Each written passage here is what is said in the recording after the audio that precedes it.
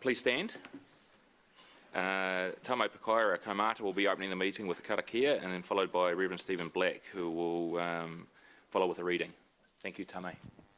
Thank you, Richard. Tēnā koutou e te koro matua, tēnā koe whanui te mihi atu kia koutou ngā kaikauni ngā hera, ngā me mō te hāpori, tēnā koutou e te minita, Bill, tēnei te mihi atu. E te atua kaharawa anei mātou e tuku whakamoe me te whakawhetai kia koe, kia pāmai tō ringa, ki rungi te iti me te rahi.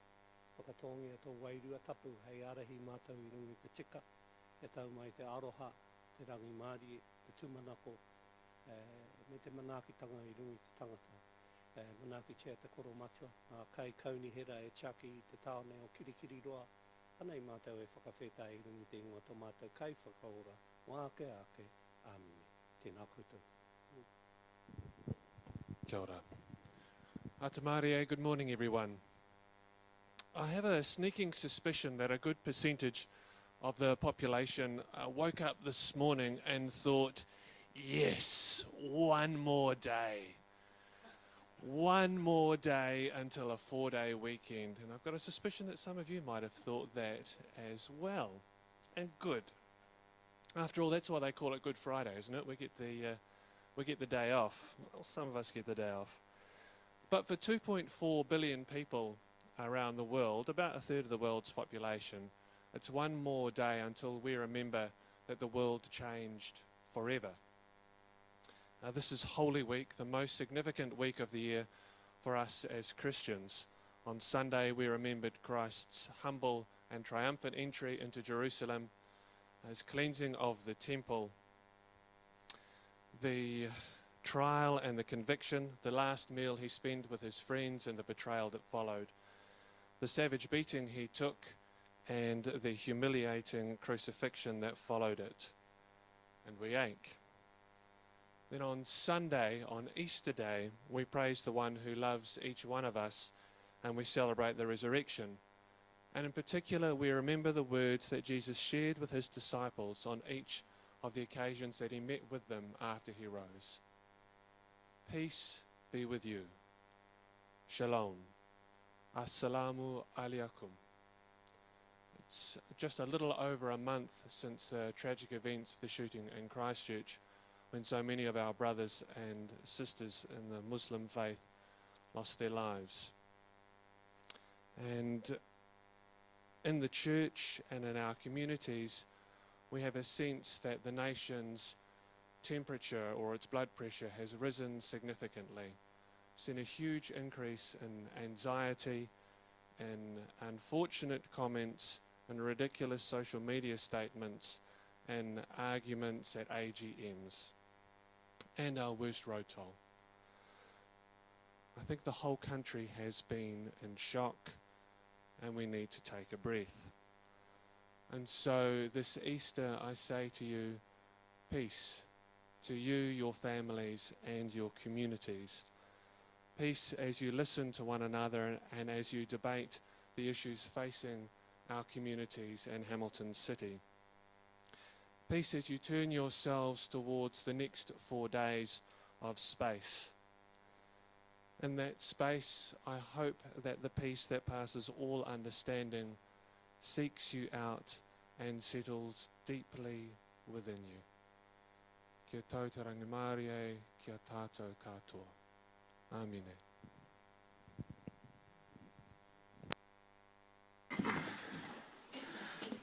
So thank you, Tame, for your prayer, and thank you, Reverend Stephen Black, for your blessing and for your words.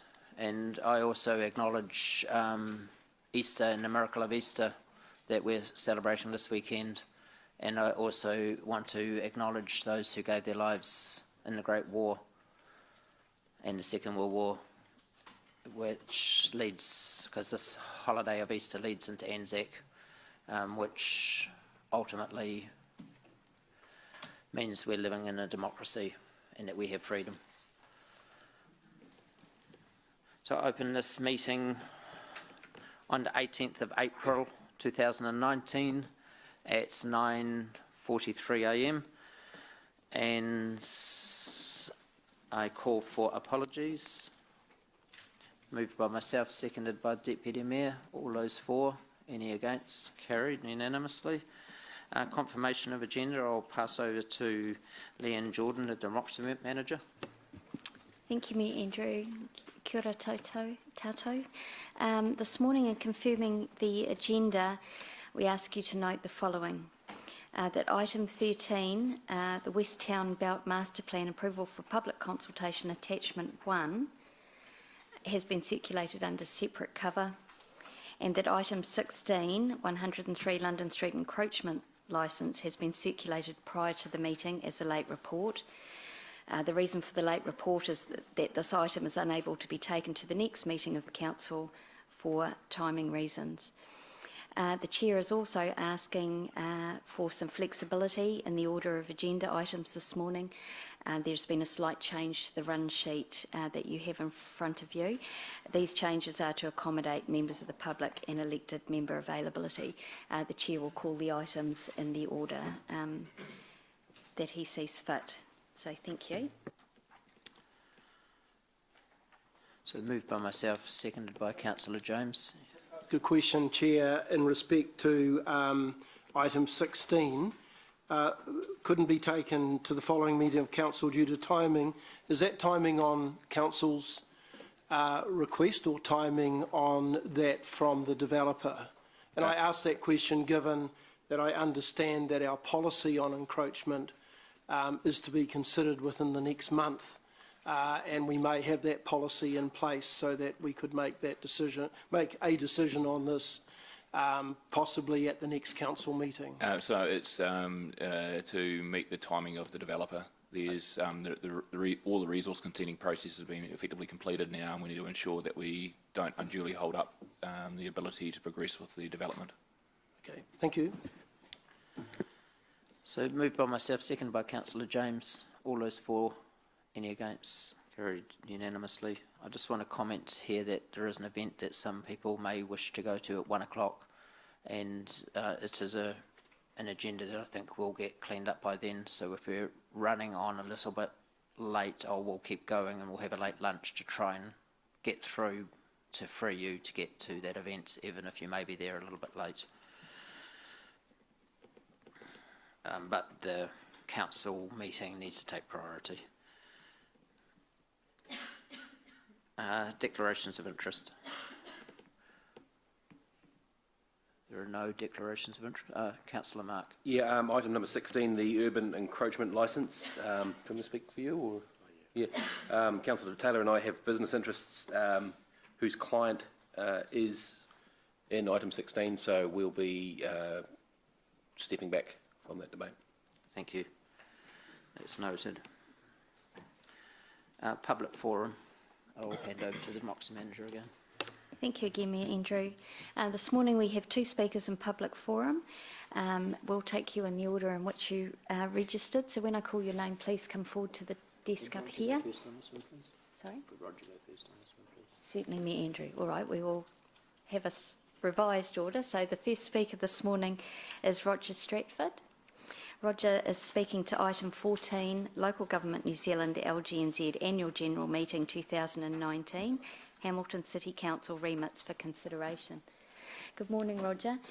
You have 5 minutes to speak, and the bell will go at 4 minutes, and that time allows for both you to speak and for any questions that elected members might want to raise. Good morning. Just a friendly courtesy reminder for the live streaming. I'm speaking in support of agenda item. I'm speaking on agenda item number 14. I'm speaking in support of the Hamilton City Council remit for consideration to the Metropolitan Group of Councils and to the AGM in June, supporting the winding down of the use of glyphosate as a herbicide by the year 2025.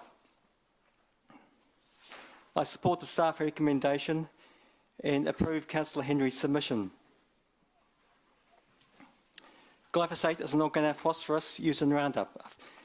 It's variously described as a phosphonate or a phosphoric acid, a weak phosphoric acid. is it's a derivative of glycine. It forms salts with calcium 2+ and, with potassium. It also is a zwitterion, meaning it has a positive and a negative 2 portions. To one portion is positive, the other portion is negative. I've studied chemistry at the university. The OH minus groups are withdrawing. It dissolves in water and is non-volatile. In terms of the compound itself, it binds the soil, and the surfactants are used to drive the active ingredient into the plant weeds are toxic, and they can run into waterway. If a spray is sprayed onto concrete in liquid form, it's liable to run into the waterways and pollute the waterway. What was phosphorus? Phosphorus is a major component of glyphosate. It forms a hard mineral material in bones and teeth, and we saw a bit of that in the fluoride debate. Now, glyphosate, there's evidence of electrophysiological changes in the cardiovascular systems in hearts, and it can also cause, in that respect, heart arrhythmia. So all the good work we've had with the Heart Foundation over the last 15 to 20 years, it could be undone if we don't stop the use of glyphosate. And I think if we wind down over the next 5 years to the aim of having it, there are many other substitutes. We've got we have organic herbicides which use carboxylic acids. These are use the carbon and hydrogen, all the common organic ingredients that we're all familiar with. I'd like to invite any questions. Councillor Angela. I just have one question, Roger. You said you supported the remit and you supported the staff recommendation. The staff haven't made a recommendation? Oh, I'm sorry. I was under the impression that they were. The staff have Yes, I understand. I read my notes incorrectly. I am supporting the remit. The remit to be presented to the Local Government New Zealand Council for discussion. We don't need to necessarily make a decision right now. Thank you, Roger, for your presentation. Thank you. Our second speakers this morning are Grant Edwards. It's Grant Edwards of Edwards White Architect. Are you coming forward too, sir? Perhaps, Mr. White, you could introduce your colleague as well.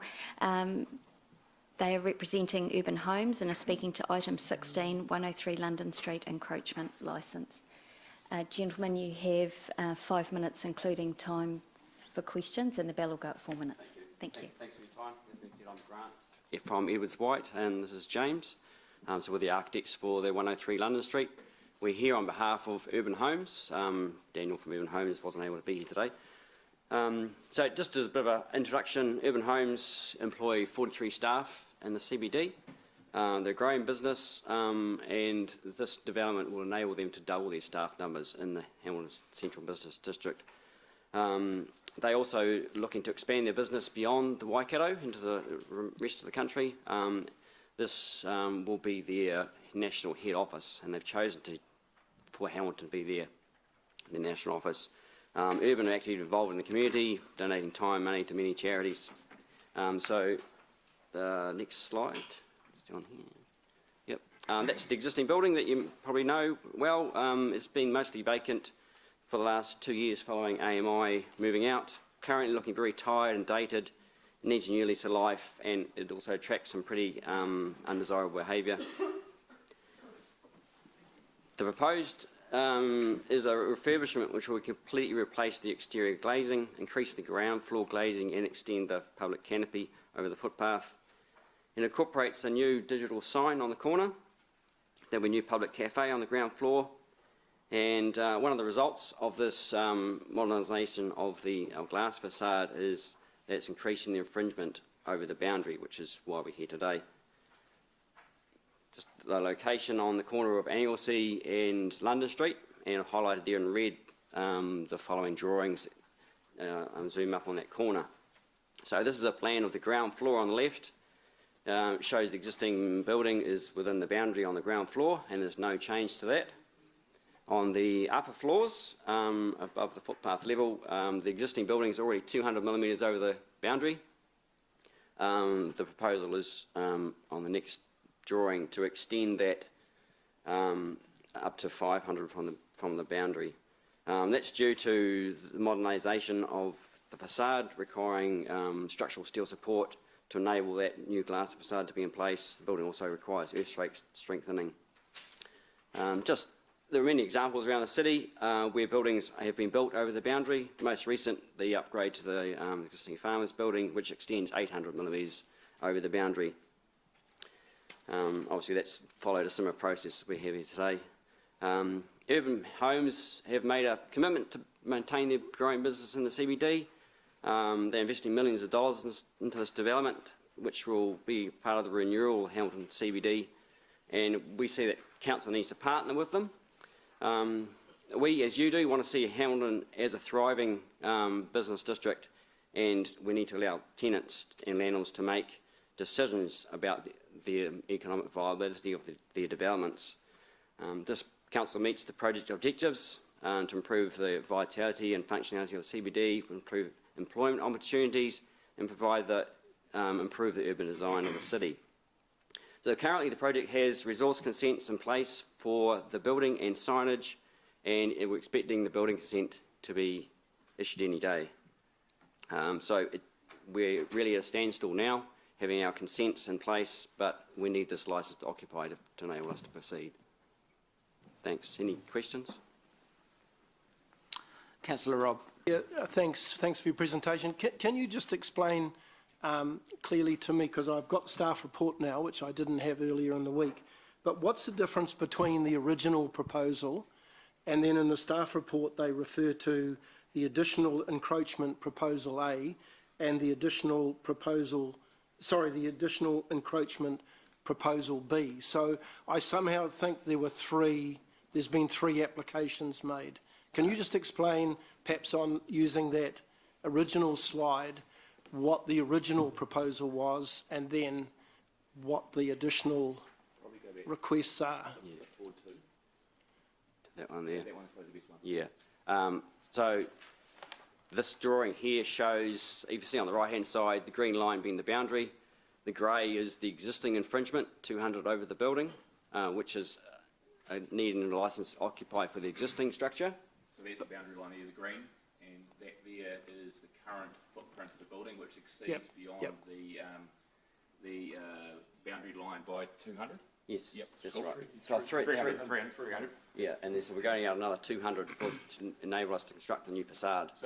So the original proposal is the 300 out, which is the existing building. That's right.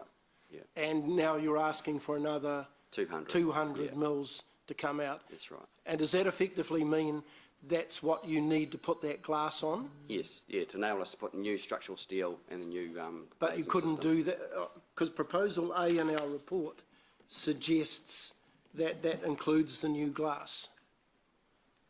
No, it includes existing glass.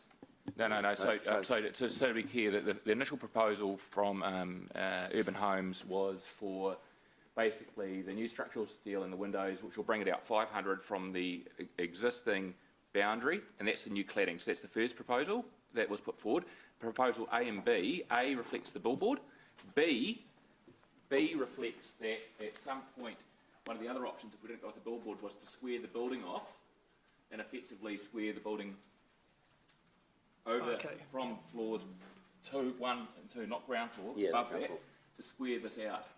So, but the preference from Urban Homes is the visual that you had 2 slides back was the, one more, that one there, was the cladding, which comes out 500 from the existing boundary, which staff are comfortable with, and in the updated recommendation, we're also comfortable that the digital sign, which is proposal A, also doesn't stick out far enough to actually impede any of the activities that go on in that part of the community use of that area as well. So the request then is the original proposal plus proposal A? Yes, and that's been tied up in the revised And recommendation. B's off the table now? That's right, that's correct. Okay, thank you. Okay, last question, councillor Dave. Yeah, sorry. So you're adding the steel to hold the facade to the outside of the existing structure, is that what's happening? That's right, yeah. Okay, and you said the farmers building is an 800 mil encroachment? That's right. Thanks. And just one more, on the corner where you've got the 45-degree corner on the footpath, Oh, and here. Whose land is that? that's, the green line is the boundary. So on the footpath level and the upper level, the building line is actually well within the boundary at that point. So I guess the legal right we have is to build out a square building out to that green line. Yeah. So the city's using your land as a footpath? Oh, on at the moment? footpath level it is, yeah. Yep. Yeah. Thank you. Thank you, gentlemen. Thanks. Okay, so we'll move now straight on to item 16, which is the 103 London Street encroachment licence. And I just want to point out to members that this is under separate cover, so you gentlemen who are conflicted need to leave the table. You can stay in the room, it's not confidential, but you need to at least push back from the table, please. But you can stay in the room because we're not in the confidential paper. So this is the separate report, and then separate to that is this as well, which is on your desk. So this needs to be considered as a part of this report. So has just process this here been put on OneDrive, or should I only got a paper copy? I'm unsure. No, so my apologies, Councillor McPherson, we'll have to make you go back in time and use hard copies. Kill another couple of trees. Oh, it is on OneDrive, it is on OneDrive. It is? Well, just overnight been put on. This morning. Thank you. Okay, so I'll hand over to Evelisa, you leading this? Yes, so following on from the public forum presentation, in terms of the 103 encroachment licence report for 103 London Street, there is an updated staff recommendation that was worked on overnight, and that it's around having the clear principles in terms of the decisions made based on the existing encroachment that exists and then the additional encroachment to modernise the building. From that point I'll take the report as read. And any questions? Okay, so I'll move the recommendation that's on this paper, seconded by Councillor James.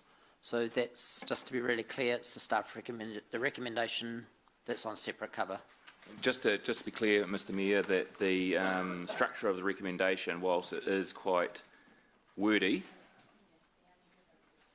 that what we've done is we've added in some additional principles into B, and I'll put them there to make sure it's absolutely clear to the context for the decision, as well as our recommendation now is that we basically allow the cladding and the billboard as within the as proposed by Urban Home and their architects. Mr Chair, can I ask a question about the point of process here of this thing? I don't want to get into debate or discussion on the individual, on the specific report, but I am concerned and would like your response, and maybe the governance manager, that we're having a specific application in an area that we don't have a policy in, being rolled together in the same report as discussions about the policy, future policy. And it seems to me that that's wrong process, that if we don't have a policy, we treat the item, should be treating the item as a standalone item, and then at a separate occasion, and maybe at the same meeting, we deal with the policy, or we deal with one first and the other later, but rolled in together in a single report, I believe has caused a lot of this problem. So I think I'm going to respond, and I'll let the governance manager jump in and correct me when required. So firstly, all the decisions we've made to date regarding encroachments have been done on an ad hoc basis. Every decision would be subject to individual review if it was challenged. No one's ever challenged them, so it's a bit of a moot point. My challenge to the organisation is I want to be in a position where we have clear principles that I can set go and approve them, and that's what we've tried to create here. The fact that it's combined together is unfortunate, I agree, and it's sloppy, Councillor McPherson, I agree with that, but that was at my request, trying to provide some justification for a decision that if we ever challenge, if someone came along and challenged the encroachment, we'd actually had a set of principles we could refer back to that are robust, and this council has at least agreed that they exist. So it's me probably being mildly over-bureaucratic, or a lot bureaucratic. Thank you. That's a better description, yeah. Thank you. But everything I do is try to keep this council safe.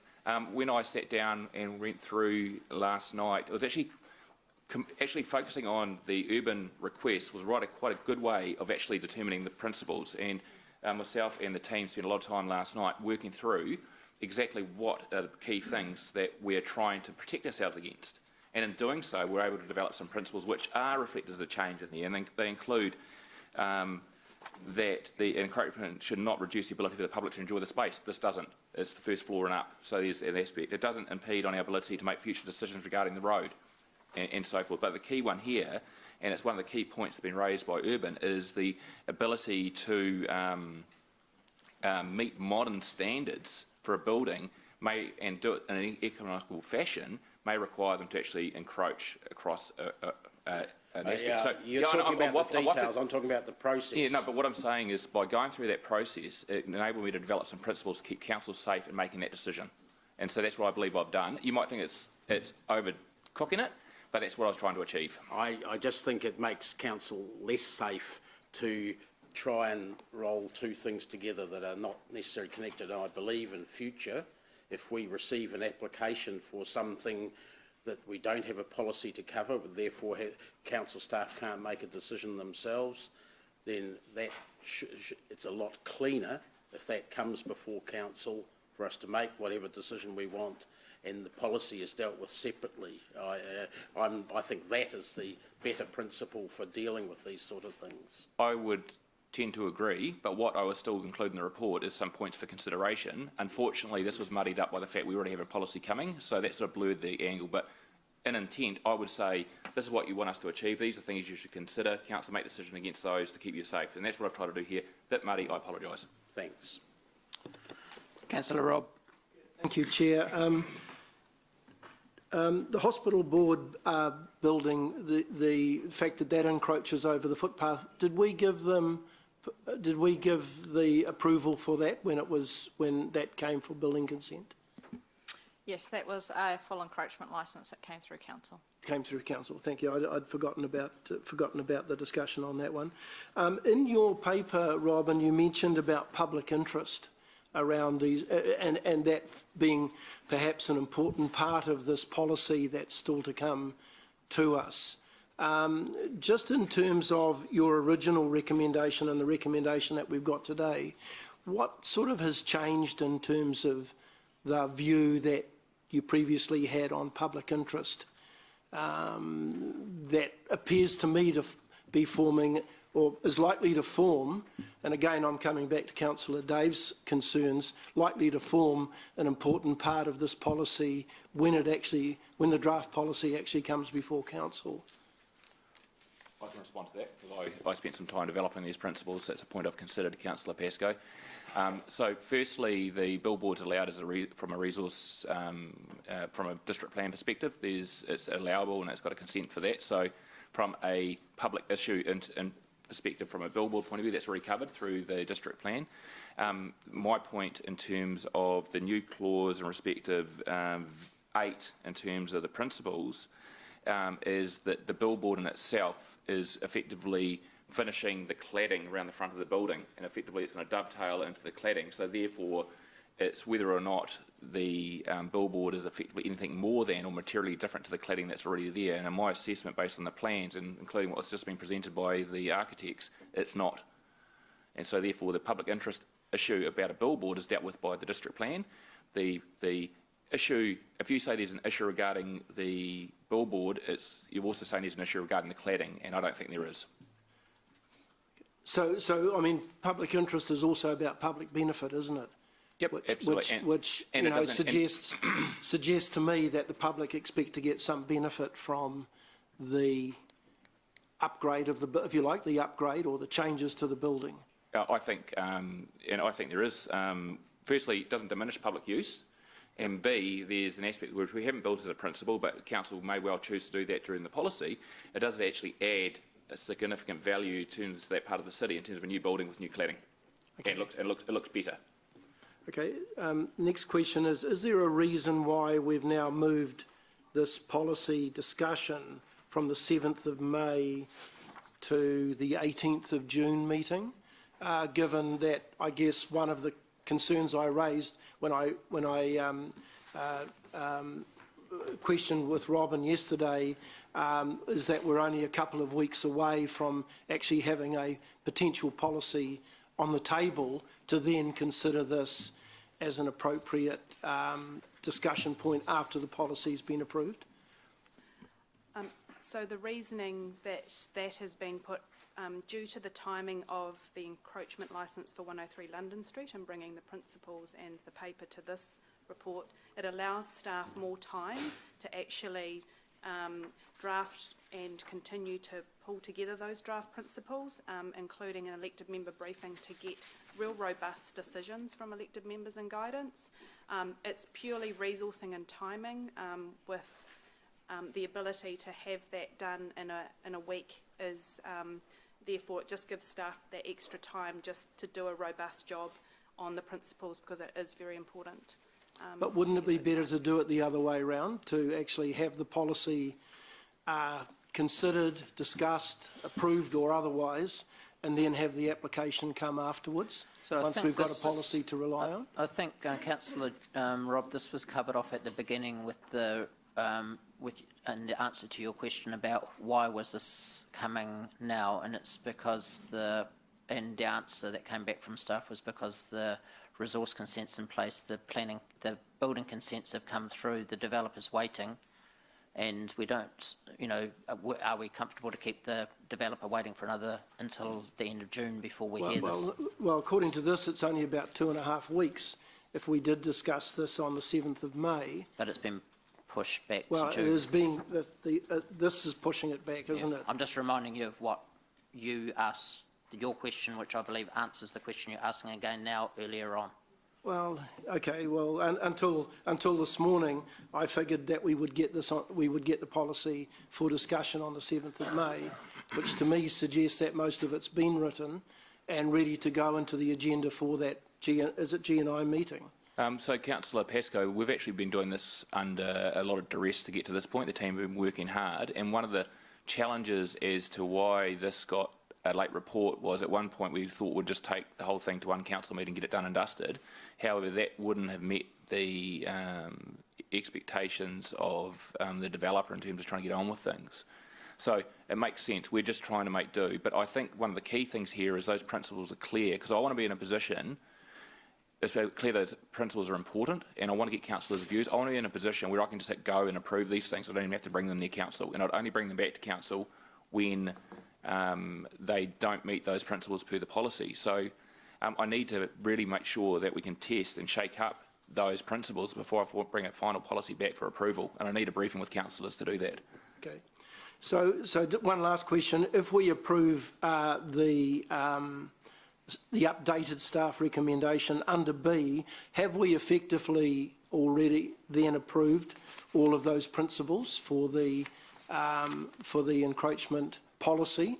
Because I assume that those nine items will end up being part of forming an important and major part of that policy. Yep, and so if I get another encroachment next week that comes up before the policy set, I'll be using these principles, but they will be superseded by whatever council believes is the final set of principles. So at the moment in time, I want to create a framework that I can make a decision against. I've done that, and that's what Councillor McPherson's challenged me over. But I want it replaced by a properly robust, debated policy that everyone around this table is comfortable with, so that I've effectively got delegated authority to hit go going forward. So you're suggesting we could change these Sorry, Councillor. at the 18th of June meeting if we approve it If I could today? make a comment, the use of the word notes is quite explicitly done. It doesn't say approve. So basically what those points are doing are providing the context for the decision made today. So the purpose of official resolutions, of course, if we look back 5 years from now, we understand the decision in context, and that's what those principles set out. They do not compel or require you to build those into the policy because you're not approving them. And indeed, the CE makes the comment that if there was another one next week that he'd use the same framework, you would still have the same opportunity that you have today to accept that context for that decision or not in the absence of a policy. So it's not binding. Thank you. Can I just dive in here and ask a couple of questions? Does the veranda itself require an encroachment licence? No, that's covered under the district plan. It's something that in parts of the CBD we require, but in other parts we certainly welcome. I think they're a good addition to providing some protection for pedestrians, particularly in adverse weather. I agree. So you've got a veranda that's over 2 metres out from the building, which you're allowed as of right. I do understand you need an encroachment licence to go out further, but it's going nowhere near how far the veranda's already extended out, which has effectively stopped the space from ever being used for anything anyway. I guess in this case the building is a very permanent structure that cannot be easily removed. If there was a need for some reason to remove the veranda, then that would be possible. We retain rights, I understand, Robin, over our decision regarding the roadways, and we can have that veranda affected if we need to use that roadway for other purposes, yes? Yes. Yep. And just one more question is, on the corner, it appears from what we've been told that that whole corner of Anglesey and Rostrevor is owned by the building owner, which is at the moment Footpath. Rostrevor, London, yes. And the Sorry, London, Anglesey. London Anglesey. Yeah. Get there. And so the billboard is basically on their own land anyway, apart from the very far corner on each side, which is inside the encroachment that they're going to have for the facade anyway. So is my reasoning right that 90% of that sign is inside their own property anyway? Correct. And where it extends out the end is It's just going out no further than the encroachment licence for the facade anyway. That's justification for our recommendation, Mr Mayor. Okay. Councillor Angela, thank you. Just a question to the CE first. You have an entire book of management policies. So why, this is a management policy, isn't it? So why are you coming to council for approval? I don't have delegated authority at the moment to make these decisions. So actually, if I'd done this differently, I would have looked at it potentially being part of my delegations rather than a policy. So that's part of the discussion. But so when we have the discussion in May on where you'll be bringing a report to us for approval for the management policy. I need to work with staff, and that's another reason I want some time, is whether or not I change it to being a report for a policy or a delegation. Or a delegation. Or a delegation. And Because that's, yeah. it feels to me like a delegation. What you Yeah. as elected member would like me to do is get on and do things. Yes. And not make it bureaucratic. So I apologise for doing that, but that's what we're trying to dig ourselves out of. Yeah, okay. Okay.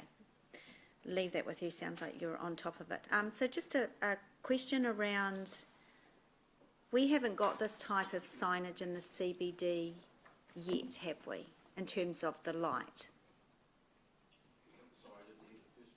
We, just asking if we've got any other billboards, there's light billboards in the CBD? Yeah, digital, yes. We do? Okay. So obviously it's allowed under the district plan rules. Are there residents living around this area? Are we likely to get some light pollution complaints from residents? I'm not aware of any residents currently, but I guess that's something for the future. And those conditions are generally in the resource consent and are in the district plan. Okay. So assuming you've obviously done the work and looked at this under the district plan rules, so if we do get complaints from residents in the future in that area, Yes. it's covered off through the process of the resource consent. Yes. Yeah. Okay. Thank you. Councillor Gary. Thank you. On paragraph E, notes that Urban Homes encroachment application approval is made on the provision that the application meets the draft principles as outlined above. What analysis has been done to make sure that it does meet those? So these seem quite sensible, these things. Have you actually put this through that process? I did. What do you know about it? I can read survey maps, I can read architectural maps, I can talk to my experts and they... Sorry, I don't mean to be disrespectful. No, but, I don't take it as disrespectful. Yeah, we have a whole lot of experts who do this stuff and you did it. But okay. the fact is I built these principles to reflect situations like this, which in my mind are common sense, and I make sure that we achieve those outcomes. So Robin and Eva-Lisa provided me with the intel, and then Eva-Lisa and I made sure that that's why we're putting E in there, is what we finally sign off achieves those principles. And including the information that was presented to you today, which is on that screen now, that illustrates that those principles are being met. Okay, all right, thank you.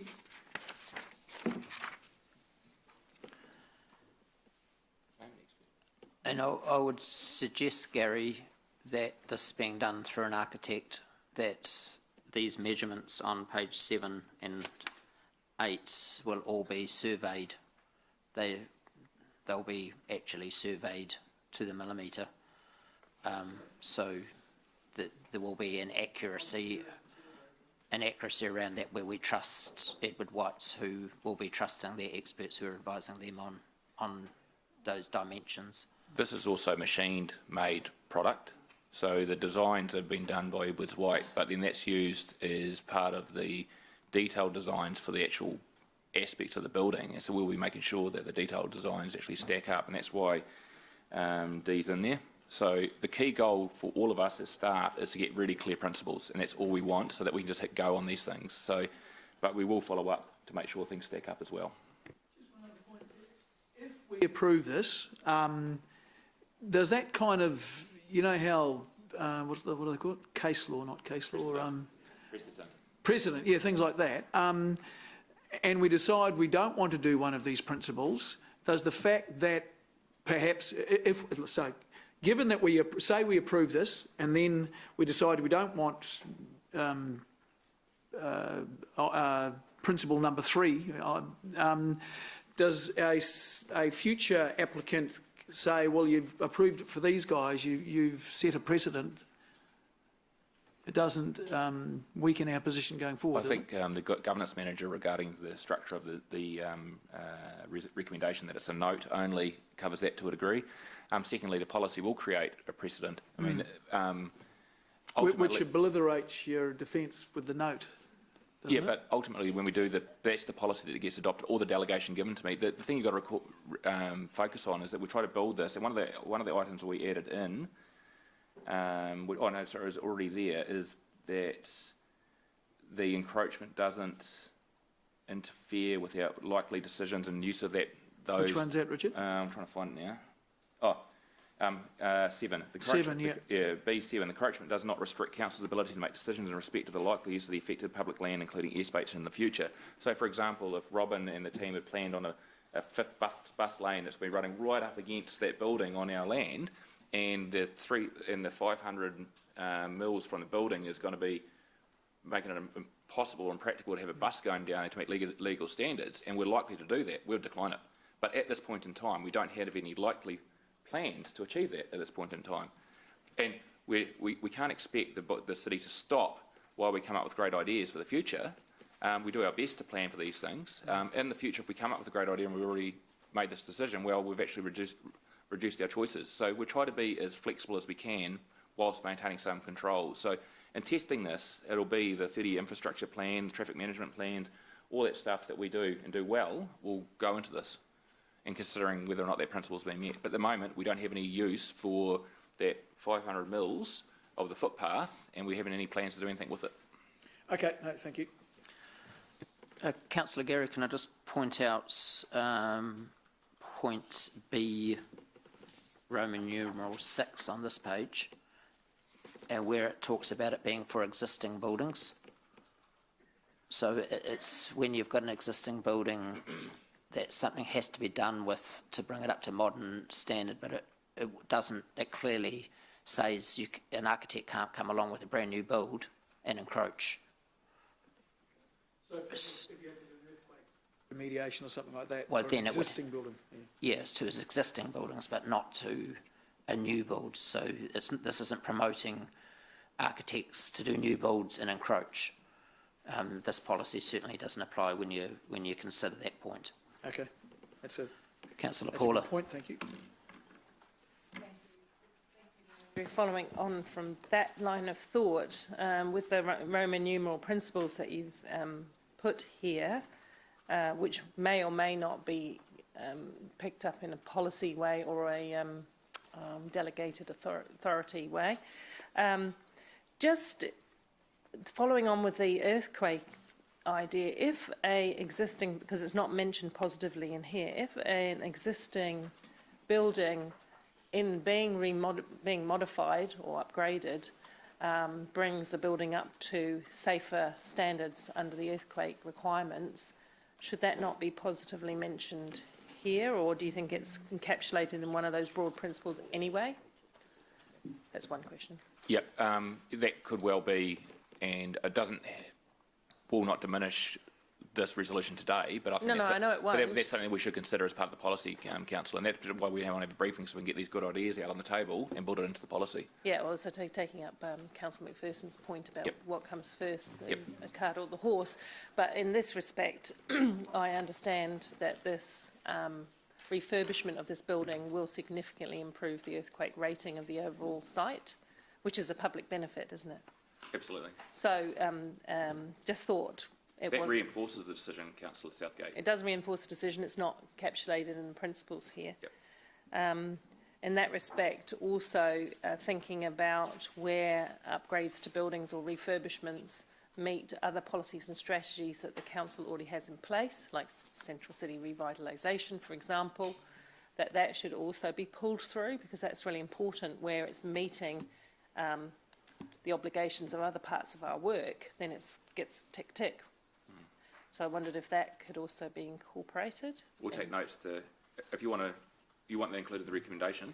Well, I mean, it seems to me otherwise you're just picking up on some principles but not, and that kind of talks to what you're saying, Councillor McPherson, picking up on some principles but not all. So there might be a process thing here. I'm sure Leanne's going to correct me here. Well, I just want to... Yeah, that's fine. No, that's good.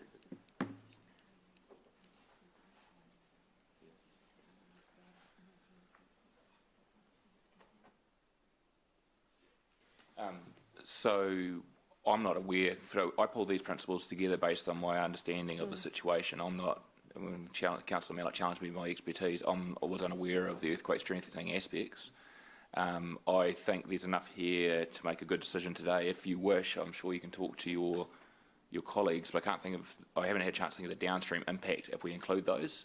I think the better scenario would be to note those as references for the policy. And also probably good context for debate in accepting this recommendation, but I would be reluctant to put it into the resolution at this point. Okay. Okay, that's fine. Like you say, it's a little bit of a clumsy way of tackling it, but I understand the timing around this. One last question, if I might, please, Mr. Mayor. In terms of the signage, there's an encroachment policy. And I think the signage will be a lovely improvement to this building. But in terms of encroachment policy, how does that fit with our overall policies on commercial signage? What do we have to make sure that they're both consistent? So those are all part of the district plan considerations on the resource consent and the conditions. Okay, so we've got a policy already in place in the district plan, we've got requirements, but you would expect that encroachment policy would be consistent with any requirements in the district plan for signage, wouldn't you? No, we've got to be careful we don't create layers of bureaucracy here. So the district plan is really quite capable of setting out those requirements. For us, it's whether it's a sign or not. If it's compliant with the district plan, it's a question of whether or not it encroaches or not. Yeah. Yep. So Yeah. we'll otherwise we're going to have two opportunities to govern this, and it. Oh, I'm not suggesting that. I'm just saying that you need to make sure that they work in the intended way, which is to support each other rather than to not. Yep. But and the team worked really closely with Jen. Okay, thank you. Thank you, Ms Smith. And just, you weren't here last Tronium, but last Tronium, the Spark building straight across the road from our Cora Street car park needed earthquake upgrading, which you're doing right now. And that would encroach and need an encroachment licence, but it came right, it wasn't just an airspace encroachment, came right down to the footpath. So, sorry? I think it was an underground encroachment. Yeah, so in that case, I understand we sold that land to them so that they could do that work, which is on, this is on the earthquake side though, just covering off on your question around the earthquake. You know, we didn't, as a city, we didn't, the building would have had to come down otherwise, so it's... Well, that's right, and that's why I think it might be usefully picked up in the policy. Thank you. Councillor Dave. Thanks, and actually following one of Paula's questions about the other elements that could be good that aren't in here, I think I see this is one of the dangers of bringing something straight to a council meeting without, on a new area like this, without having workshopped it first. So I think that perhaps there's room for a workshop. I wouldn't like to see a discussion coming to G&I, for instance, that we hadn't had a chance to explore all the things first. I think what the plan is, Councillor Davis. Yeah. We're going to do a briefing, get councillors' views. Also, we've been under significant pressure because we've got so much on. We want to be able to actually put good thought to this as well and bring our ideas to the table as well. So this is an evolutionary thing, and it'd be quite good to get it hammered out once and for all, done right, and we can just get on with it. Given, I think the reason that they shouldn't have been rolled together, and I think we should have dealt with the specific application some time ago, but I'll say that more in debate. The farmers building, Robin, you mentioned that the encroachment licence for that had come to council. It obviously slipped by me. Could you say roughly when, or, you know, I just don't recall that the council's actually made a decision. That wasn't the Farmers Building, that was the Waikato District Health Board. That was Councillor Pascoe asked, I believe. So Yeah, it is the farmers building. No, sorry, it may be my confusion. I was meaning the one up on top of the hill. Ah, no, I think Rob was, yeah. Sorry, okay. Which So we know now encroaches over the footpath, don't we? Yes, so that one wasn't brought because that was in the same way that we felt that the only pragmatic approach for that building was the same as this one here. So staff were happy to make that decision because that was the only way forward for that building. And as per this report, we made that decision again, that the actual cladding, the issues that we are bringing to this committee are in regard to the additional encroachments, that the sign or changing the footprint. But the additional encroachments don't take it to the encroachment size of even what I'm calling the farmers building, and Rob was referring to as well. So we're still 300 mils less than the staff approved building in Alexander Street. So to be really clear, Robin supported, I shouldn't say Robin, the team have supported the cladding right from the get-go. Yeah, no, I'm talking about the whole box and dice that's in front of us now. No. It's the bit that threw us was the bit that wasn't cladding, because one of the principles we originally had in this was if it could be avoided, then we wouldn't approve it. What we're saying is the cladding can't be avoided. The fins on the DHB building couldn't be avoided because they needed it as part of the ergonomics of the building, or whatever the word is. I'm not that much of an expert, Councillor Mellett. The billboard wasn't optional, but what we've also said now is whether the billboard is an optional or not, it's irrelevant because it doesn't actually create a greater encroachment than the cladding did in the first place. So we've considered that. That's why we've developed that principle. So it's not that we're not just dealing with the billboard here. We're dealing with a licence for 200 mils extra all the way around both streets.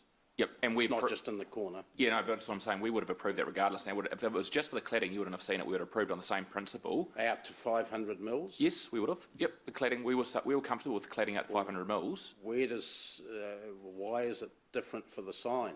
because there's the distinction when we originally drafted the Why principle. was it different for the Yes, the distinction when we originally developed the principles was the cladding wasn't optional, the sign was. And it was a very black and white decision when we first done this. I We think did the this. sign's in colour, isn't it? Yeah. That's why I love working here. Is the healthy rhetoric. And so we said that if you have, what our principle was, if you've got to do it to make the building either safe or meet its intended use, go ahead and do it. As long as it's not like 2 metres out into the footpath, as long as it's reasonable. That's what we did. We said that the billboard was something that was not part of the cladding. It was part of an optional decision. So we said that's actually originally not necessarily part of the encroachment. What we've now said now, as long as anything that's not part of the cladding actually is aligned with the cladding, we're comfortable to approve that now. And that's why we've created the 8 is the principle in terms of saying that basically if further encroachments must be allowed where they do not materially change the impact of the encroachment to meet reasonable modern standards, in this case the cladding. So we're trying to be pragmatic here, Councillor Dave, and give a principle that allows us to progress. So in future, if Urban Homes moves to their next building and wants to do exactly the same thing, it should just be bang, done, and we're on with it. Okay, so my next question relates to the question of existing buildings versus new buildings. Have you conceived the possibility that there might be good design that also leads to an encroachment request? Good design principles for new buildings? Because this doesn't seem, it seems to, by inference, exclude that possibility. Yes, I have considered that. And I also consider at a certain point that these decisions are for the commercial return of the organisation building the building, and I'm not in the business of making decisions where to promote their bottom line. If that was the case, I'd bring that back to council for a decision. Okay. So that's why we've. So one of the things you've done here is what we've done here is number 9. Where encroachment in airspace licence does not meet these principles, the licence application will be considered by council. So I want a general rule for 80%. And then that 20%, which is a little bit more difficult, we bring it back to you guys as an elected wing to make that decision. There's another aspect to that. It's not necessarily an economic return argument. There is often put to us a trade-off argument. Give us an extra, allow us an extra story, and we'll create a public park or some sort of trade-off, benefit to the public if they get greater private benefit as well. The district plan allows for various bonus provisions in respect of your heights, and we do provide some community amenity. I'm saying, could this not, that sort of thinking not flow into this? Well, we should have that. We should investigate at the briefing. Yep, thanks. And last thing was the G&I meeting, which Rob pointed it to a couple of times on the 7th of May. Was that just for, that policy would have been put up just for recommendation to council, would it not? Correct. So it wouldn't have, we wouldn't have been making a decision then. It would have been at the council meeting 6 weeks from now. Yeah, It might be that through the briefing process we can get enough clarity to go straight to council, Councillor Dave. We'll just see how it plays out. We're open to that discussion as well. And when did the application, consent application for this building come into council first? The resource consent, I believe, came in in February, on the 12th of February. So not December would be wrong then. There was a pre-application meeting in December. Okay. For the resource consent. There is an error in the report saying in paragraph 29, I think, off the top of my head, I don't have my iPad open, it talks about the conversation happening in March. The conversation happened in late December, early January. Okay. That's when we first became aware of this issue. So that hence the time pressure to make a decision now. Yep, and I wanted to make sure that we had, with these things, good principles behind it. So that was me that effectively slowed it down. Okay, thanks. Councillor Leo. Yeah, a question for Robin. Robin, if I remember correctly, I think we've got some digital billboards at Anzac Ave, Grey Street. I think there's another one on Willoughby and Mill. Is there any evidence that these are distracting to drivers? So the NZTA have guidelines with regard to billboards and the digital. We work with the applicant in regard to how bright they are, whether they create a glare issue or not. And we also work with them with regard to how quickly the screens change, how they change, you know, that sort of thing. So we do that work to minimise the distraction. What I have noticed is that sometimes you'll be sitting at traffic lights and they're more interested in the billboard than they are when the light changes to green or red. Councillor Tooman, this is a conversation about the encroachment. The billboard's mildly irrelevant to this conversation because that's governed by the district plan, and we don't actually have a planner here in terms of what the requirements are, but you might know in terms of the nature of the billboards we can put up must meet certain specs to enable this so they aren't a distraction, Robin? Yes, that's correct. Yeah. And that's utilising the Transport Agency guidance as well as what we have in our district plan, etc. That's all covered off. Okay.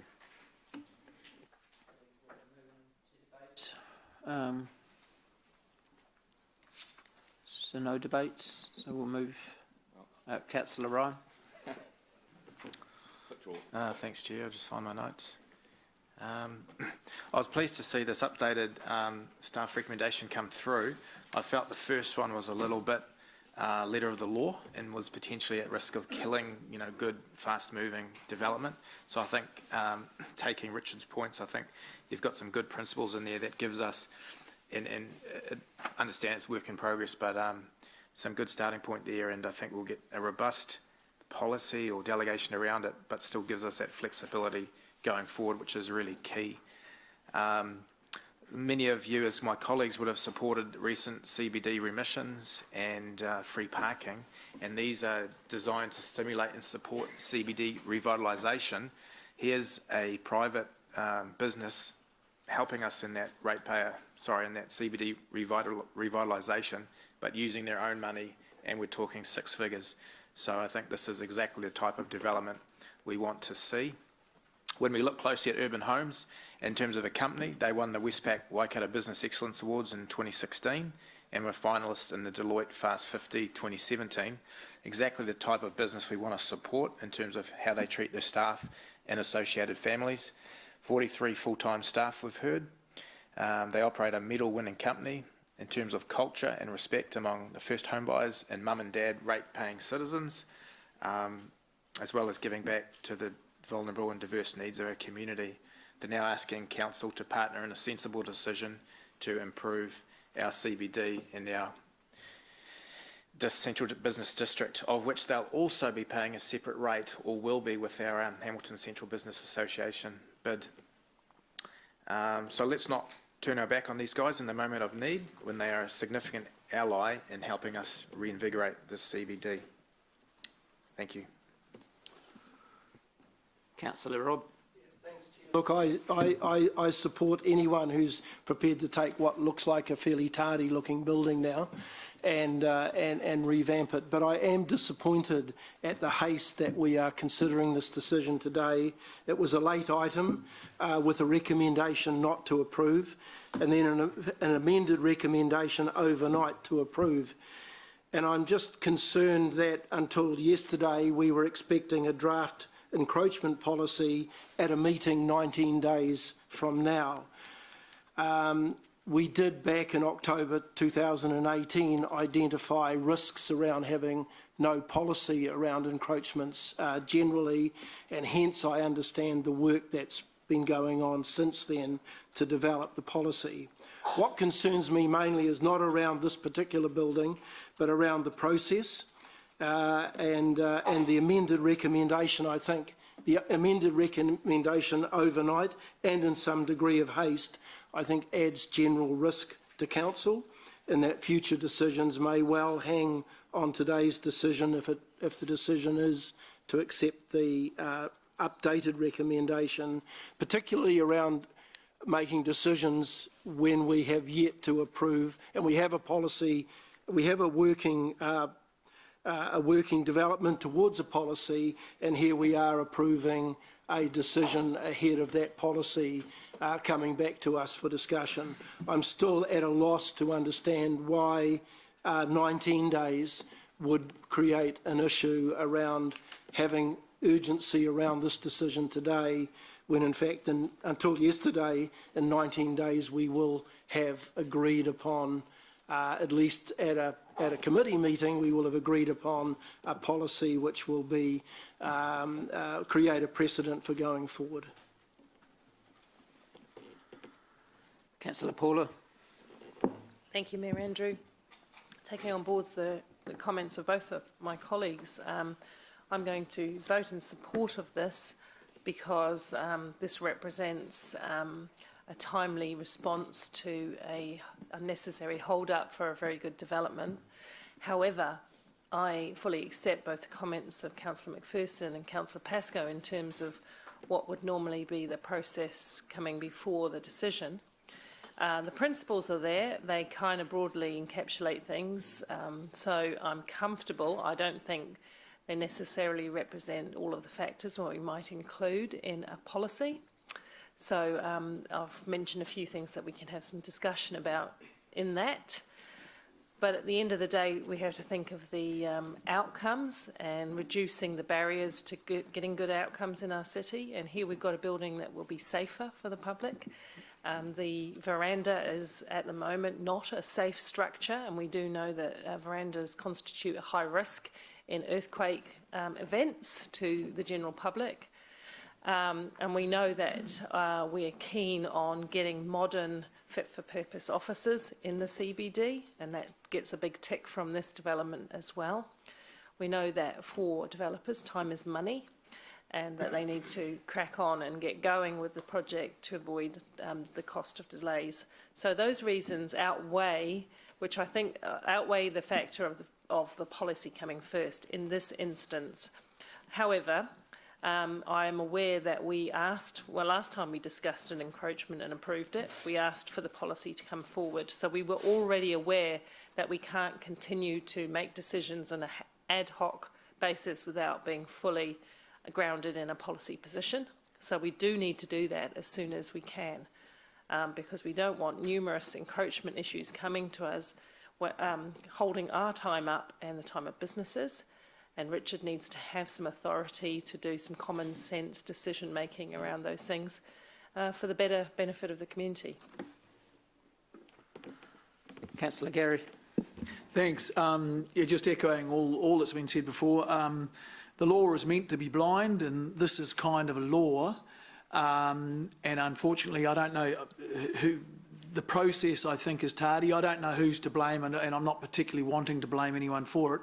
But this is... Oh, Richard's just stood up and taken the arrow for everyone then.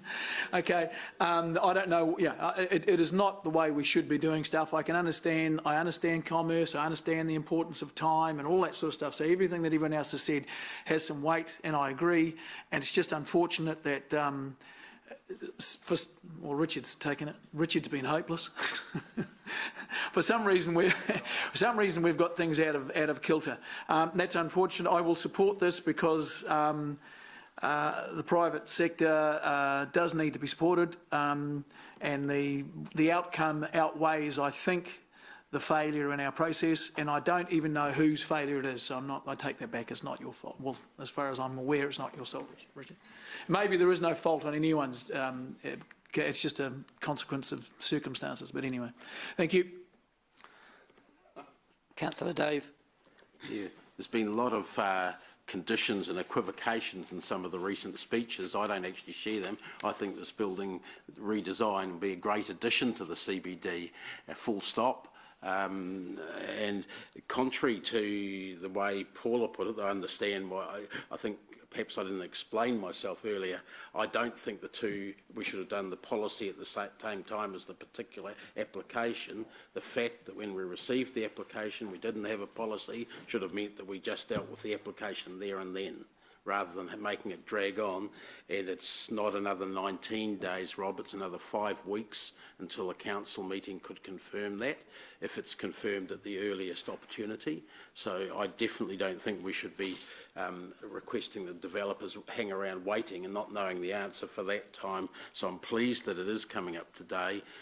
I'm less pleased that the policy discussion is mixed in with this.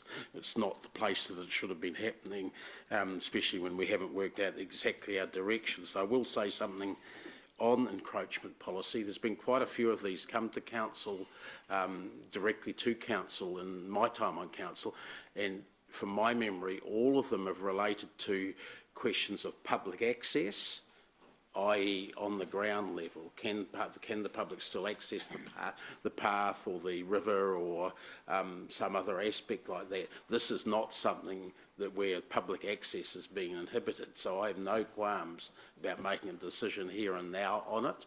I think that when we think back to the item that kicked off the request for a policy, it related to public access from the end of Anglesey Street down towards the river.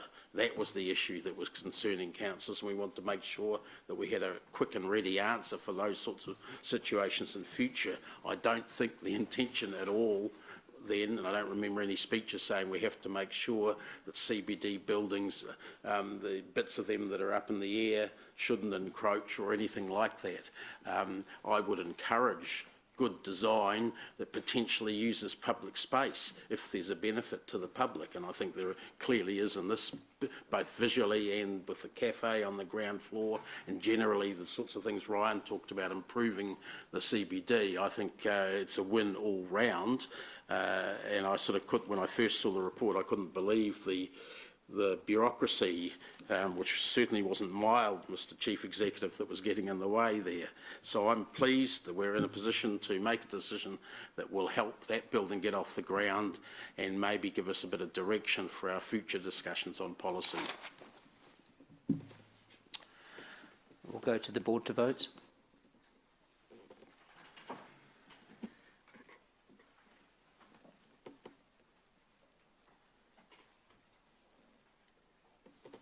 The motion is carried unanimously. Okay, we're now going to move to item 14, page 42, Local Government New Zealand Annual General Meeting, remits for Hamilton City Council, remits for consideration 2019.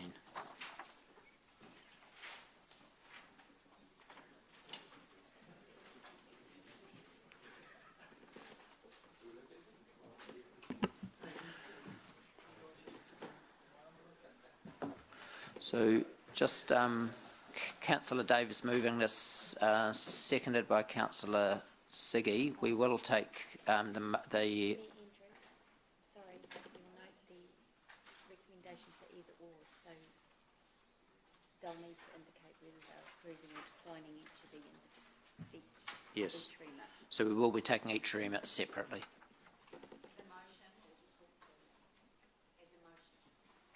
I think we can speak to both at once. We can ask questions on both, but I think we need to vote separately on the two of them. On 3B1, I have an amendment to go with that one, which I'll get staff to put up on the board as we get started.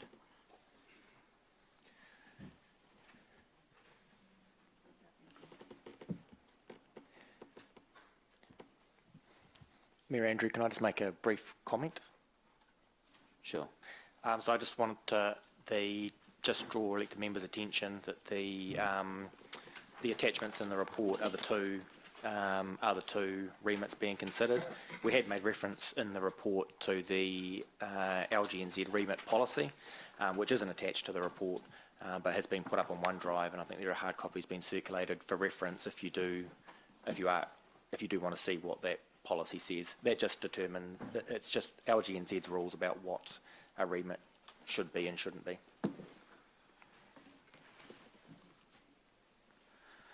Councillor Angela. Thanks, Mayor Andrew. Just to clarify on the Councillor Henry's proposed remit here, I was pretty shocked to read the Christchurch numbers. Is that seriously, by not using this spray, $9.9 million cost to them over that 3-year term? Was that actually correct? Maria is here. She can sort of talk, she can answer questions on the glyphosate one, and Leanne can speak to the Lagoima policy. Yes, so that was my understanding. It was all reported through the media quite recently, and I can forward you the articles if you wish to see them. $9.9 million. So they had an initial setup cost which required them to purchase alternative equipment. So that was part of that cost. And then my understanding is that most recently they've asked for some more money and are finding that the service level is not meeting the city's needs. So that was my second question. And on top of that 9.9 million in your report, there was also an overspend of 850,000 because of maintenance has declined with the new whatever it is they're using. So I'm assuming that's from people complaining. That would have been triggered, that service level response and overspend is triggered by customer complaints. That's my understanding, yes. Yeah.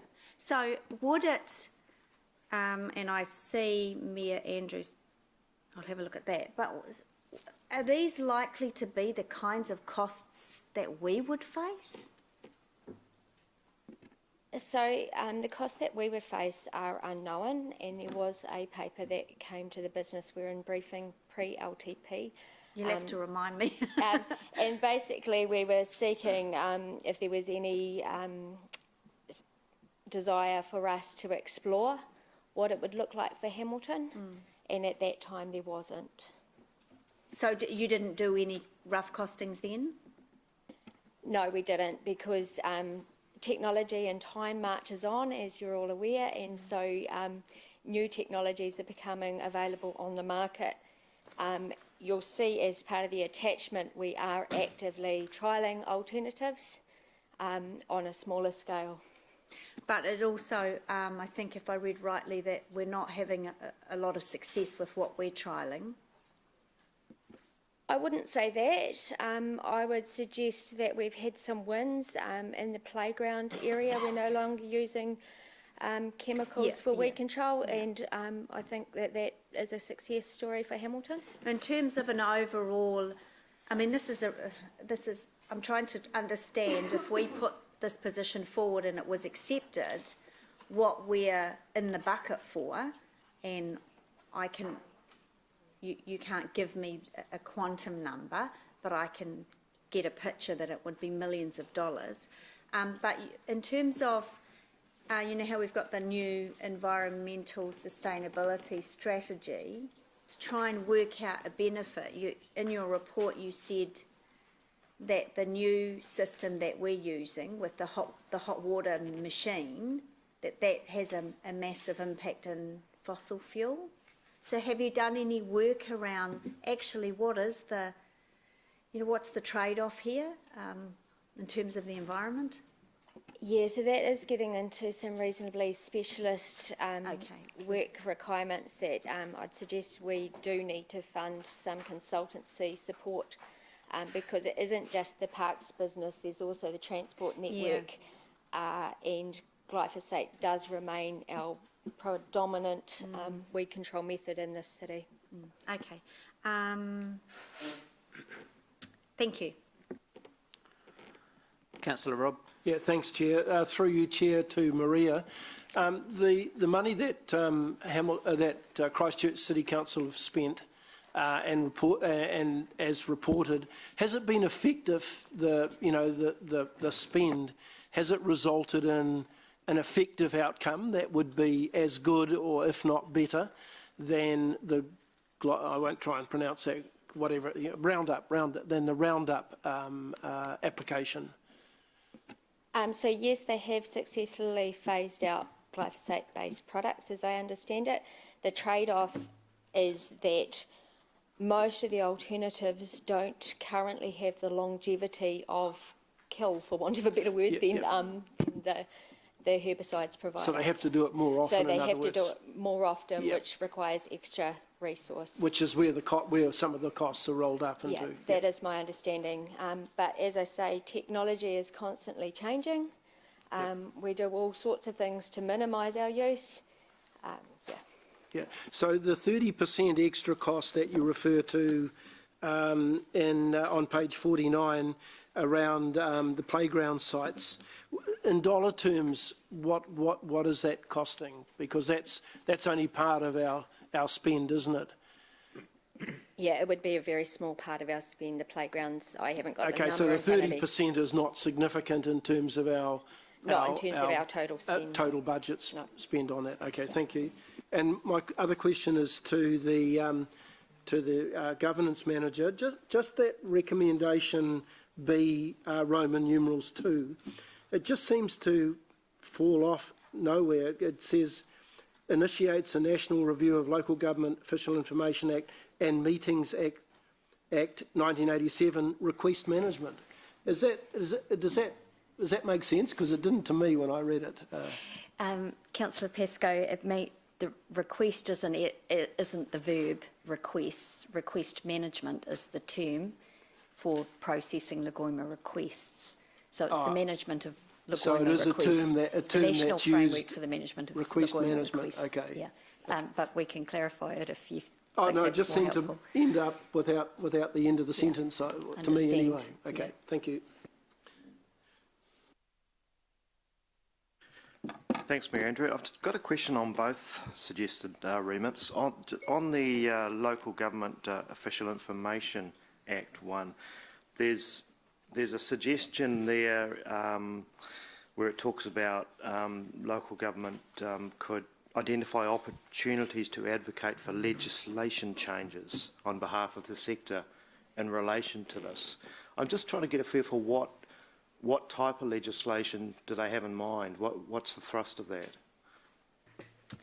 If I may, Councillor Taylor, so the remit doesn't anticipate those changes. What it does is requests some monitoring and attention be paid to the practice and the challenges that local authorities are experiencing so that we could identify what the difficulties are in implementing this legislation as it currently exists. But I think importantly here the Act is now very old, it's 1987, and it did not anticipate an environment in which technology was so ubiquitous. So where in the past, and I'm oversimplifying things for effect, but where 20 years ago a person might have asked to see the building file, when they asked to see the building file now, that might also include all emails between any number of unknown people in the organisation about a matter.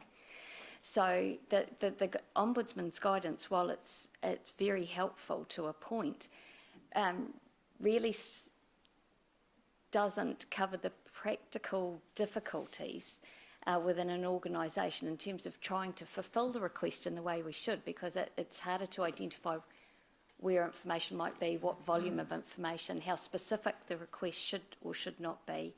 And alongside all of that is quite a considerable resource component in terms of doing the right thing, because that's what we're here to do, is do the right thing by the public when they request information that they are actually entitled to receive. So what we're saying is we're doing our best. What we'd like is a best practice approach, and we would like to see, I would like to see that was a national sector best practice approach.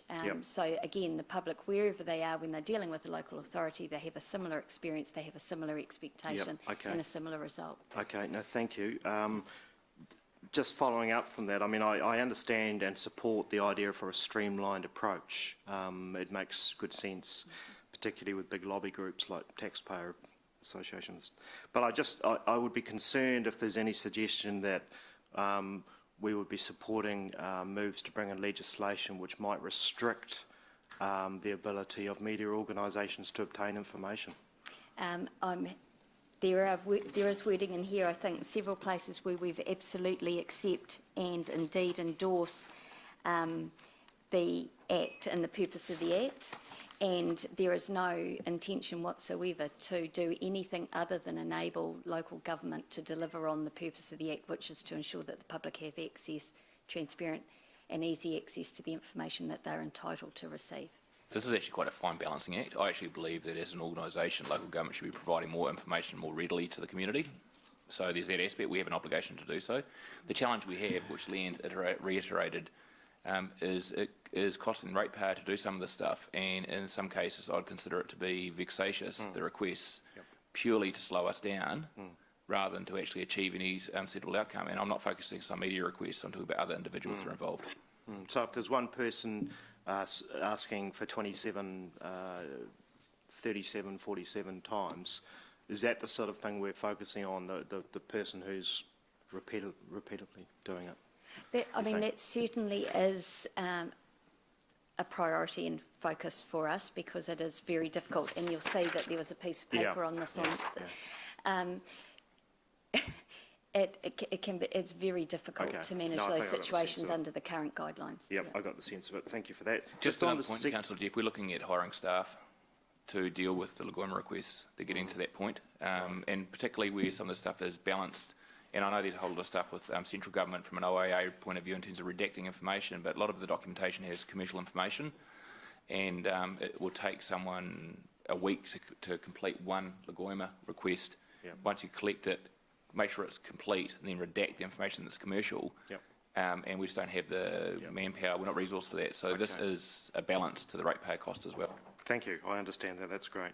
Secondly, on the glyphosate one, in regards to the issues in the states where they've had two issues recently, actual in court there, has our EPA, I noted that it reviewed it in 2016. Do we know whether or not they're having another look at this, the EPA? That was 3 years ago. So my understanding is that they are monitoring it closely, but they haven't released any public-facing information on that yet. When's their next review? Are they reviewing it again? Do we know that? Or? Sorry, no. Okay. And just a second question, just in regards to some of the measures we've taken in terms of less use on playgrounds and that type of stuff.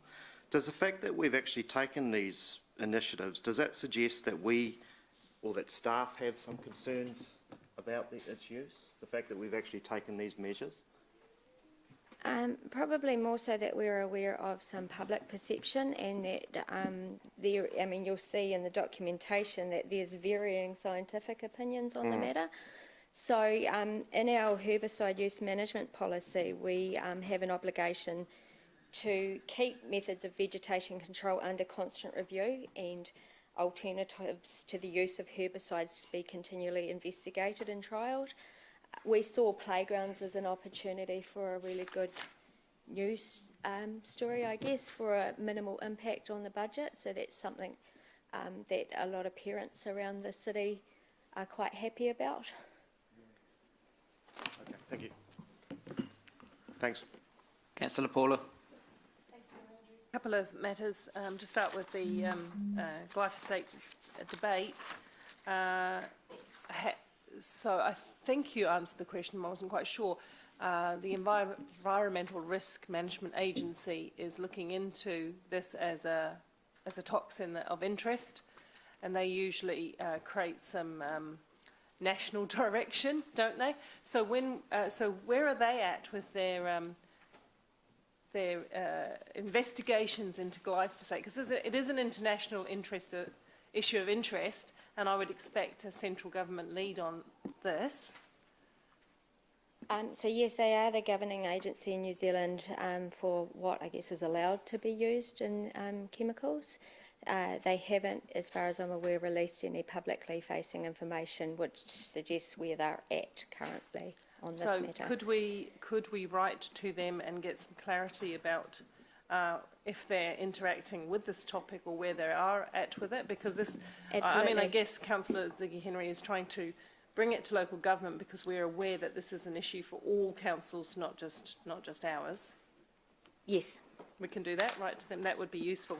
And in respect to the remit, I wonder if Councillor Henry would be open to taking a transitional approach. I know you're saying phasing out of glyphosate, but I commend you for what you've achieved around the local playgrounds, and I wonder if that's not a first starting point where the remit might be look around public play spaces and playgrounds as a start, and moving forward from that. It seems like a little bit more tangible and doable, but I don't want to water down your proposition. I'm just asking if you're open to that approach. Maybe that's an example we can include in that. No, that's a question.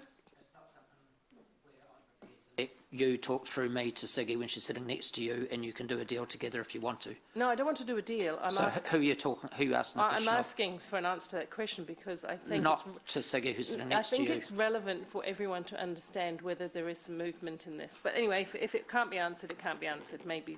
I'm sure there is, but you need to talk directly to the member who put the motion. I thought my colleagues might equally be interested in that. But anyway, that's fine. Another question then, if I might. In respect to the Lagoima requests, Richard, you mentioned that we should be freely giving information as much as possible to the public, especially where it's readily accessible and it's basically a send, without when you get into the complex things of commercial sensitivity and legal sensitivity and privacy. But there's a lot of information that we can readily give to the community, and we shouldn't be waiting through the Lagoima process to necessarily give easy information out. Well, and we do, Councillor Just Southgate. about publish, just clarify it, I'm saying that we completely remove the need to request it, that it's just readily published. Because the big challenge here is anything we've got to send takes resource. We should be leveraging our systems just to publish information, is my view, and we do that a lot already. And we do that a lot, but there's an opportunity to do more, and That's what the to ask. Chief So Executive has Richard, been advocating for. So you believe that working with governance is a way of streamlining this within house? Yeah, so Leanne's already leading in this space, so we're doing stuff that other councils aren't already doing it here already, so we just want to keep pushing it hard. Perfect. So then the remit of Councillor McPherson will add to that, or is it not necessarily needed? Not necessary, because that's our best practice.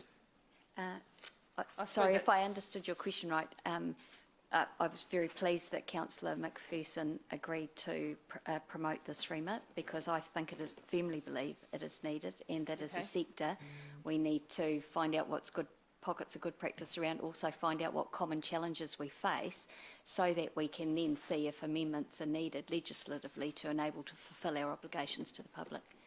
Okay, that answers my question.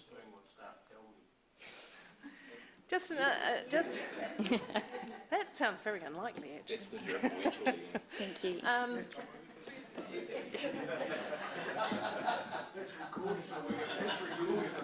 And given the amount of laughter, anyway. Look, another question. I was surprised that I was expecting potentially some more remits, and maybe I should have thought through this myself a bit more too. We discussed earlier in the year about voting and the low return to voting, etc., and electronic voting. I thought, though I may be wrong, that someone had flagged that we might make a remit on local government advancing the case for electronic voting. Did we not have that discussion? I don't recall, Councillor Southgate, but there was a briefing, the purpose of which was for elected members to indicate which remits they wanted to come forward to this meeting, and these were the two that were... No, I agree. There were a couple of others, but they were subsequently withdrawn, but these are the two that have been sponsored thus far. I agree, and that's what I said. Maybe I should have been more sort of resolute on that. I just thought that was something of interest to Council. And the other one that Councillor O'Leary has raised occasionally as a remit was around some of the provisions to elected members, such as the access to KiwiSaver that parliamentarians get, but local government elected members do not. And that didn't get any further?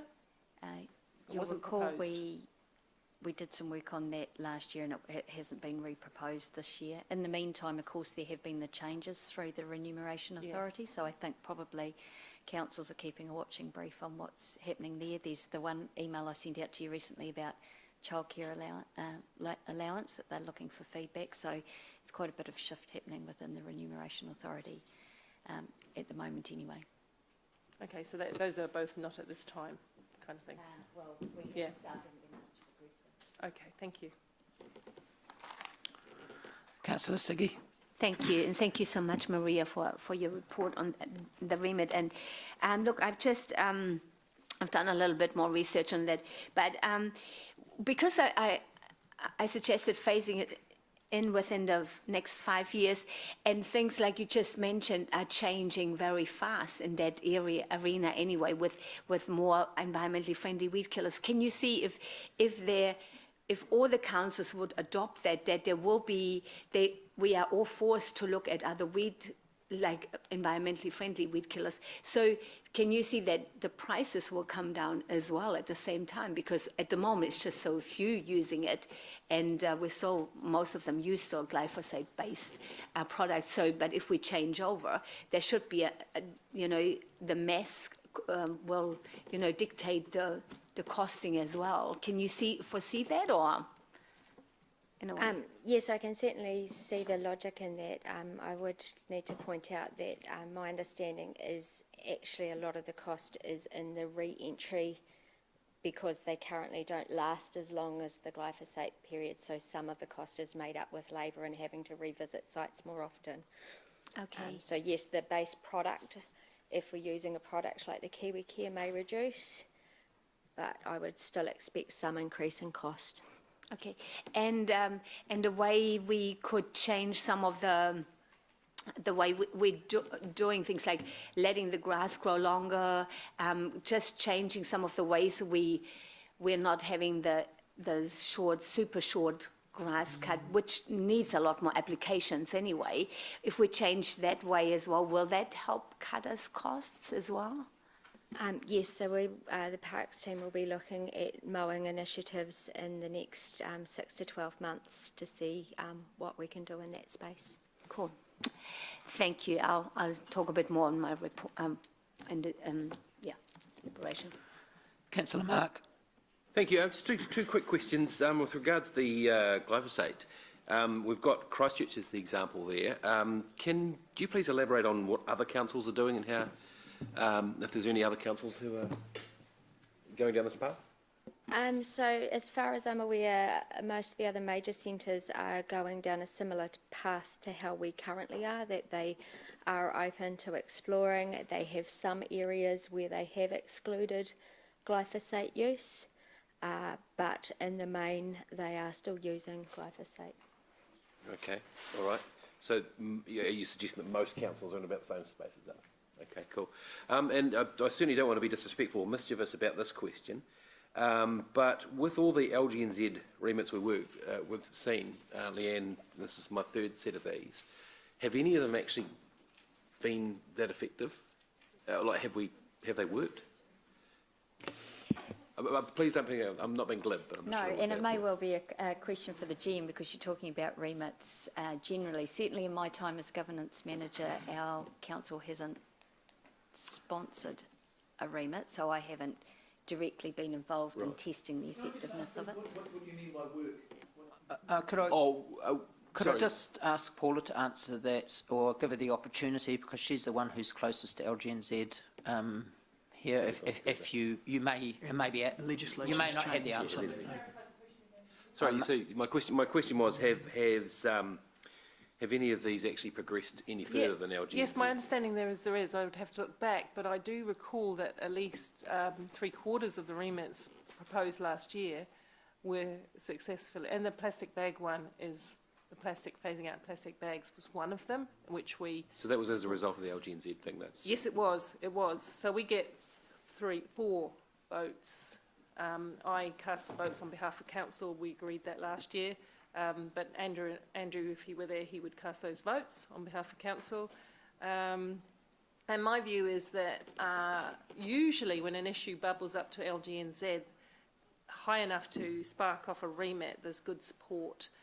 1 or 2 fall short, and sometimes they need rework, or it's just not the time. But yeah, I think they do work. So LGNZ is a subscription organisation. We all pay a subscription to be part of it. Its purpose is to drive local government's direct endeavours forward. Yeah. Part of that is lobbying local central government. What this does is effectively make sure they're allocating their resources in the right place.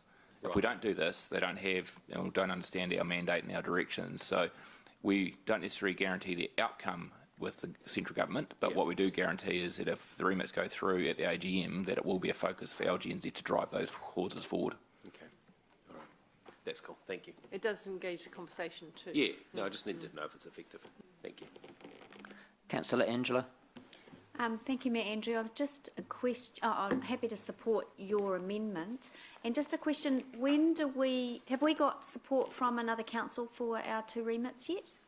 How's that process work? No, so if you support these remits today, then they would go to the Metropolitan Sector meeting, which is on the 10th of May. Yeah. And then submitted to, if they support it, submitted to LGNZ after that. Okay. And that's subject to that Metro Committee voting by majority? Correct. Okay. Yep. And if I may, Mayor Andrew, just also mention that the other remits that submitted to that LGNZ are considering, they come back to this council for voting on our position on each of those remits 27th of June. Yeah, great.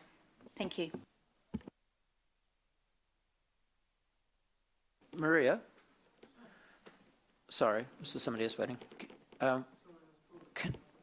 Can I just ask questions about the amendments that I put up and the fact that there's been a report written to go with Siggy's motion, and in effect there isn't a report to go with my motion and what my amendment, and what does my amendment actually mean from a staff point of view, because I know that we are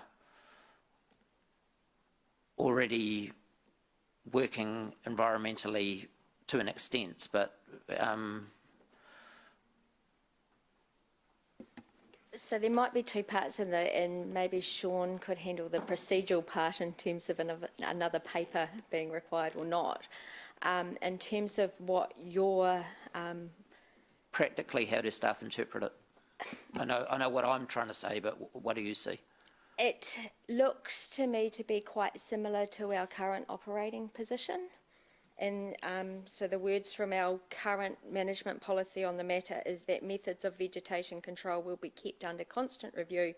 Alternatives to the use of herbicide will continue to be investigated and trialled, which seems to me to be quite similar to what you're suggesting, Rangers. So if I withdrew my amendments and the motion was lost, the outcome would be what I'm trying to do through my amendment anyway.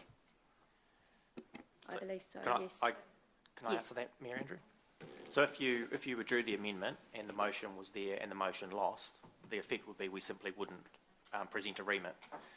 And so we would, Maria and the team would continue to do the work that we're doing as a council in respect of glyphosate and weed control. What we wouldn't be doing is advocating to LGNZ to take a national position or to do work from a national body point of view. For other councils? Yep. Okay. It doesn't affect what we choose to do as a council.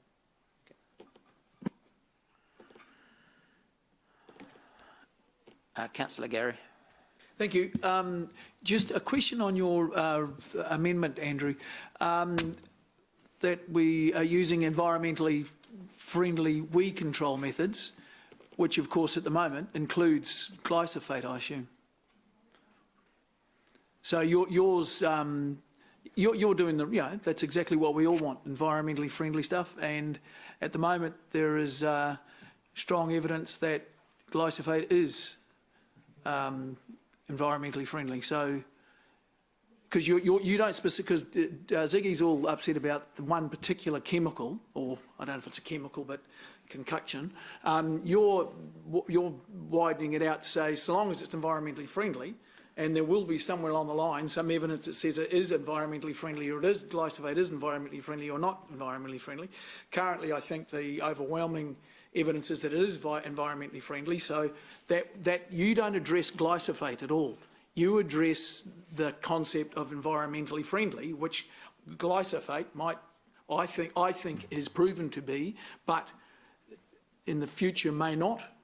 Science change, or better things will come along. What is your intent of the amendment? For best practice with weed control, what I'm concerned about with my amendment, Councillor Henry, is that I'm coming ahead of you on the vote, which means that you, if mine passed, you don't get tested, and I'm happy to take mine as a motion to give you the amendment to test your position first if you were comfortable with that, because I'm not trying to undermine you by putting my motion up. And my concern here is that because the amendment gets voted on ahead of the motion, that I am seen to be undermining your position, and that's not what I want to do. That would be lovely. Thank you. So I'm happy for you to, if staff are okay with that. I haven't got anybody to second me, so. I won't, and I won't speak first. I'll let you speak. I'll turn down my right to speak. Having a motion. So do we? Let's. Sorry, Andrew. Would you mind just addressing my? Is yours because the words glyphosate don't appear in your motion? Your whatever it is. My understanding is glyphosate at this stage is part of best practice, and should that change as things move forward, correct, I want us to adapt to being in the position of using. Okay, so your amendment at the moment. So, sorry if it's becoming the motion, but your amendment, you could replace the words environmentally friendly with the word glyphosate at the moment, because your intention is to use best practice, which I think we're all trying to get to. Yeah, I'm also aware that glyphosate is being challenged internationally in the court systems, and should that change, I would expect that that'll we go would through a change rigorous process, and it's not, and it hasn't been resolved yet. Yep. So can I ask who's seconding Councillor Dave's motion? Do we have a seconder for Councillor Dave? Councillor Angela. And the seconder for Councillor Siggy's motion? Sorry. Seconder for Councillor Siggy's amendment, which is Councillor Dave, and a seconder for my motion. Angela has. Yeah, happy. Okay. Okay, so that's great. So they're all on the board. So we're moving now to debate, and we're going to debate together, but we're going to vote separately, if everyone's comfortable with that. Okay. So I'll start with Councillor Dave with debate, and then I'm going to move to you, Councillor Siggy, to debate your one. If everyone's comfortable with that, because is anyone want to push back on that? Yeah. What does it mean by approve or decline? Are we doing one or the other? Yeah, so that's just Becca's just copied and pasted the wording from the thing, so it will be approve. So we change or decline, remove that. Yeah. Oh, I see, okay. I wasn't moving the decline part. Thank you. Okay, Councillor Dave.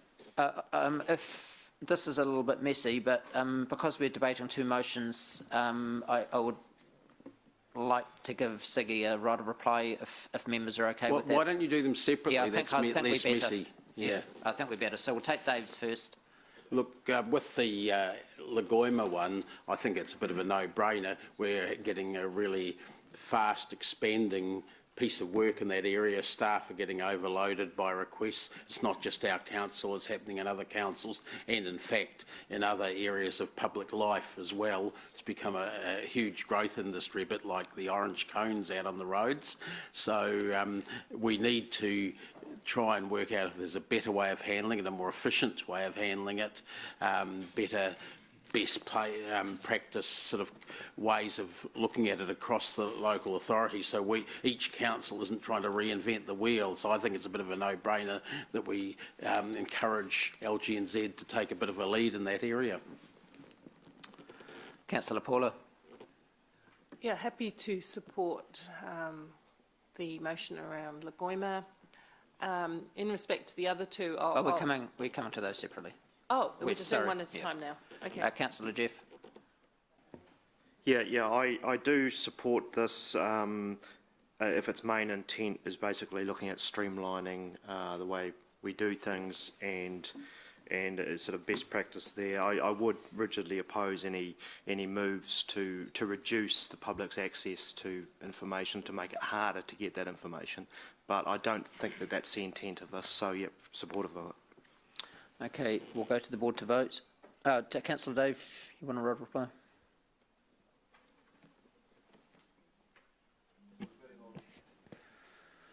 Sorry, Councillor Dave's motion.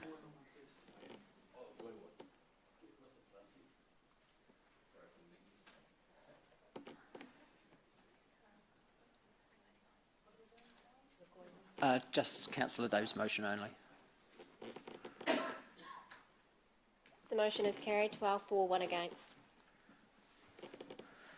So we're now moving to the King motion and the O'Leary amendment on weed control. So and the amendment together, yes. So Councillor Siggy, would you like to talk first? Yeah, absolutely. Thank you so much. And look, I know it's a little bit pushy, but sometimes you have to push a bit further. And after, well, researching this for many years and really worrying about what we're doing here in New Zealand for so long, that we just keep on poisoning our beautiful, beautiful country. We need to do something. We have to have a stance. I know it's working better than anything else at the moment, but let's just be open to looking at other ways and enforcing. Sometimes you need to enforce something to make a big change. Look, in New Zealand, 1 in 3 people will be diagnosed with cancer. That doesn't come. That doesn't come just from anywhere. That is, some of it is environmentally caused.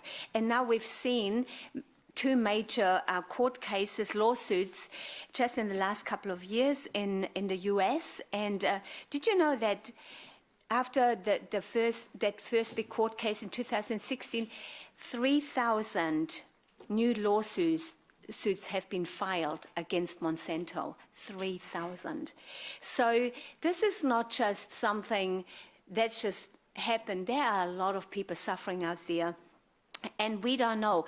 It takes a long time for cancer to develop, and yes, we always say, oh, people don't fall over in the street just because they sniff some glyphosate or some Roundup. No, it takes a long time, but so much can be proven now that it is some of that goes back to the ingredient glyphosate, which is carcinogenic, and it has been proven to be carcinogenic. And sometimes you just need to read a little bit deeper than just the front page news. So in 2016, Monsanto paid out $46.5 million to a person. In March this year, it was $80 million. So they know. Why would they pay out? Why would they pay out? That's what I'm asking. So they know it is carcinogenic. So for me, it's about New Zealand. It's about green, clean, 100% natural. Come on, when are we going to start to get there? So that's me. Thank you. Councillor Paula. Thank you very much, Mr Mayor. Look, I commend Councillor Henry for the approach he took with trialling alternatives to Roundup in and around our recreational play spaces and playgrounds. And I'm pleased that staff have been able to inform us that that has largely been successful as a trial. So that is good. That's good for families and for children.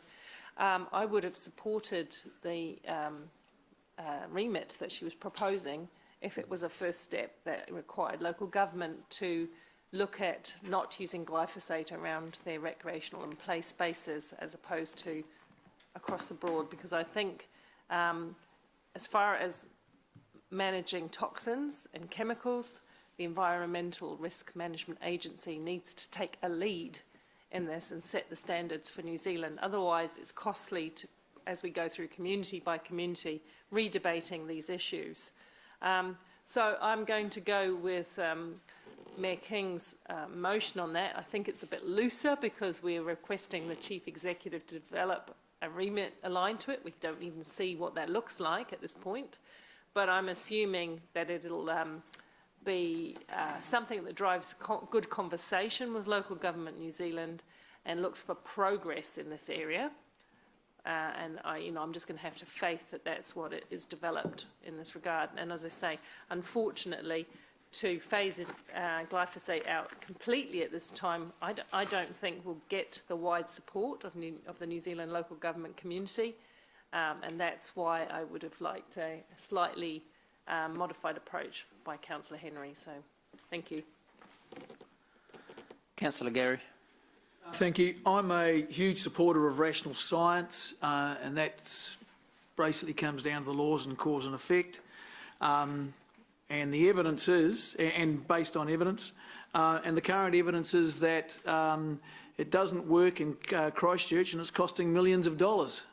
It's just so obvious. Yes. What's your point of order? The staff member who was speaking for Maria gave evidence that it does work in Christchurch, but there was a trade-off to do with cost.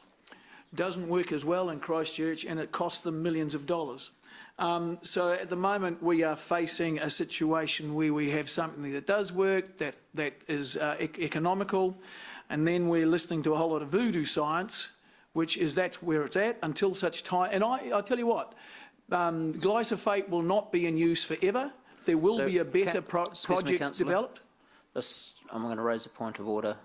Voodoo science, disrespectful. Could you just withdraw that comment, please? No, because it is voodoo science. I still think that it's being I'm not attacking Ziggy. I'm attacking her science. That's just like any other argument. I'm saying her argument is not valid.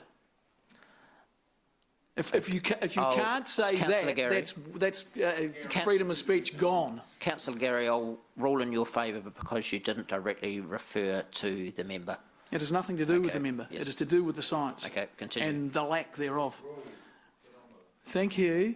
Annoyed.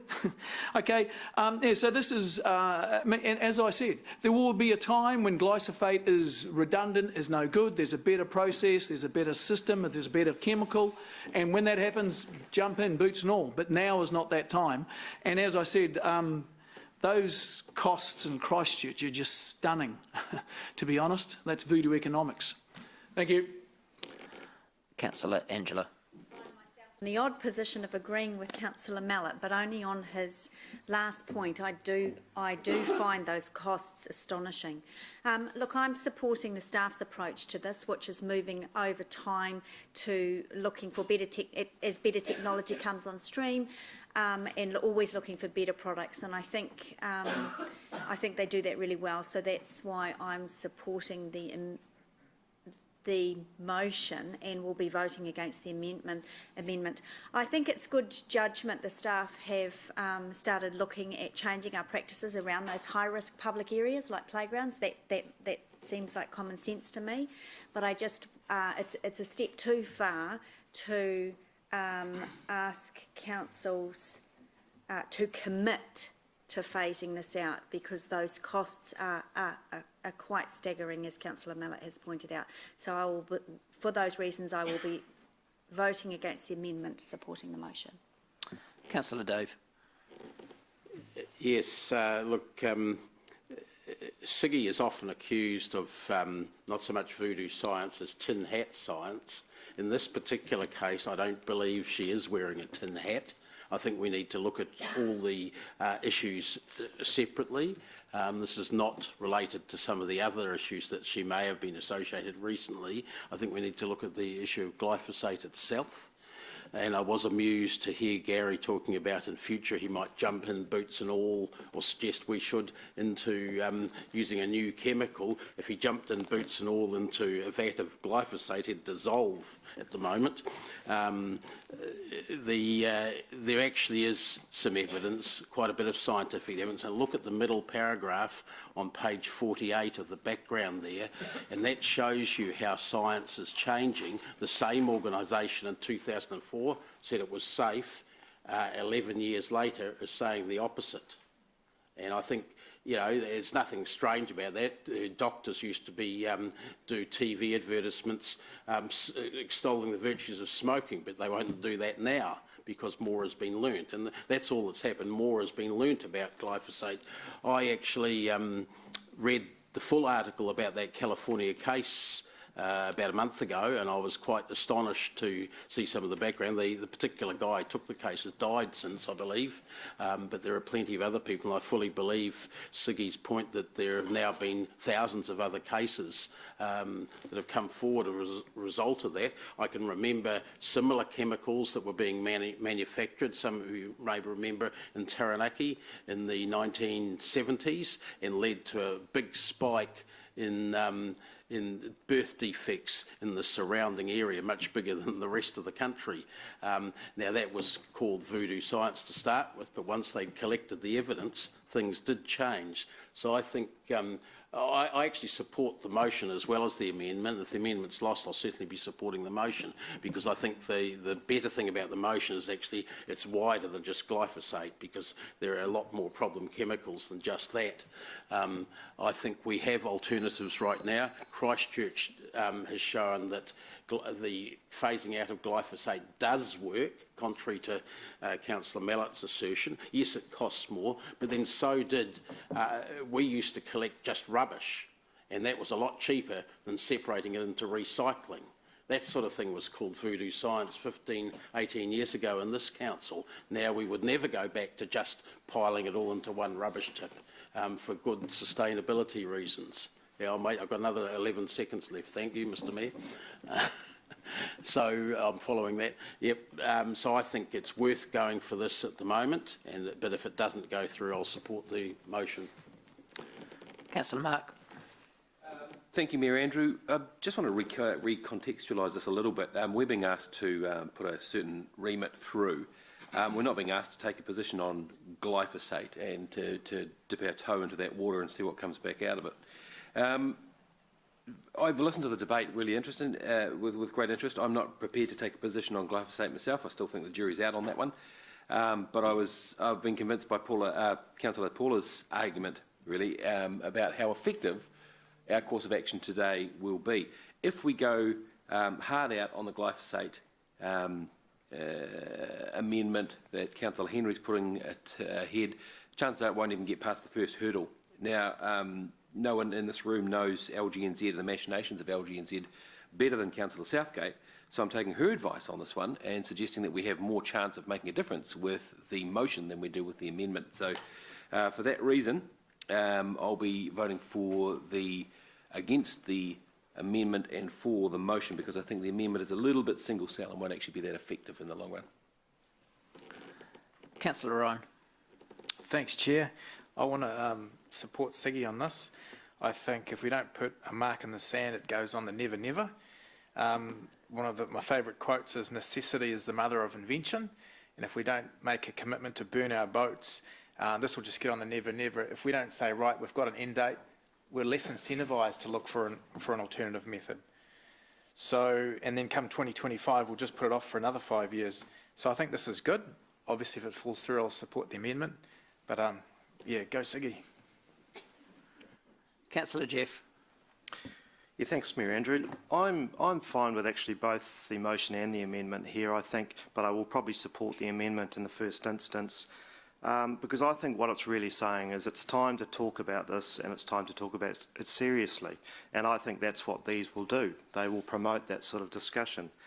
I was interested in what the position of the EPA was, given what's happened in the United States, and it sounds like it's not acting yet, but to me that's neither here nor there. I mean, history is littered with occasions where monitoring agencies have been behind the wave, basically, in terms of disproving things and banning things, and I think that may well come. So I like this because I actually think it is time to talk about it, and the amendment I think I will support because that will do this. It's not, it's not massively strong, but it generates discussion, and I think it's something that the EPA needs to look really seriously at, and I do support us taking some action here. Okay, so we'll go to the board to vote. So is anybody shouldn't really. Is anybody going to push back on that?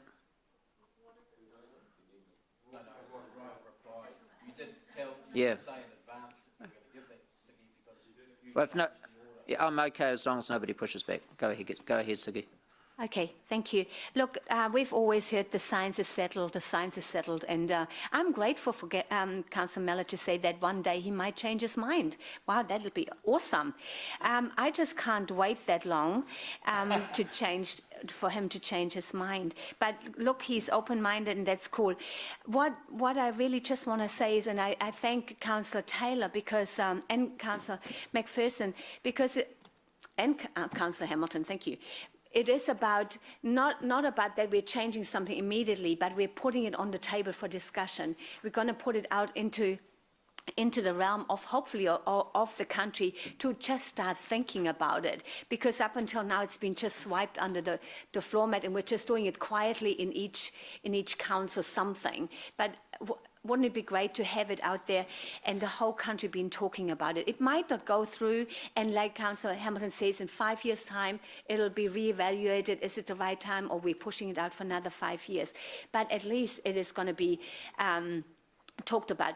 Maybe it's not going to go past the first hearing or whatever goes on at LGNZ, and that's fine too, but at least it's in front of people, just even for a discussion paper. That's all I wanted, to have it out there, and let's get started talking about it. Thank you. Okay, we'll go to the board to vote. We're voting on the amendment first.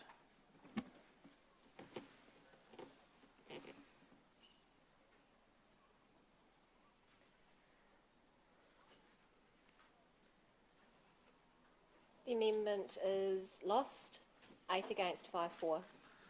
So we're now voting on the motion.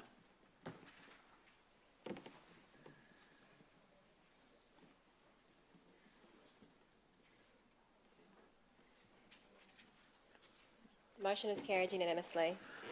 Thank you, members. We'll stop for a cup of tea. Sorry. Sorry. There's one wrap-up motion here, which is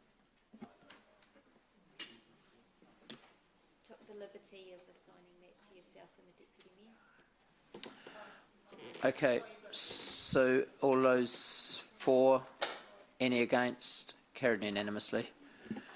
Okay, we'll stop until 5 to 12 for a cup of tea for 10 minutes.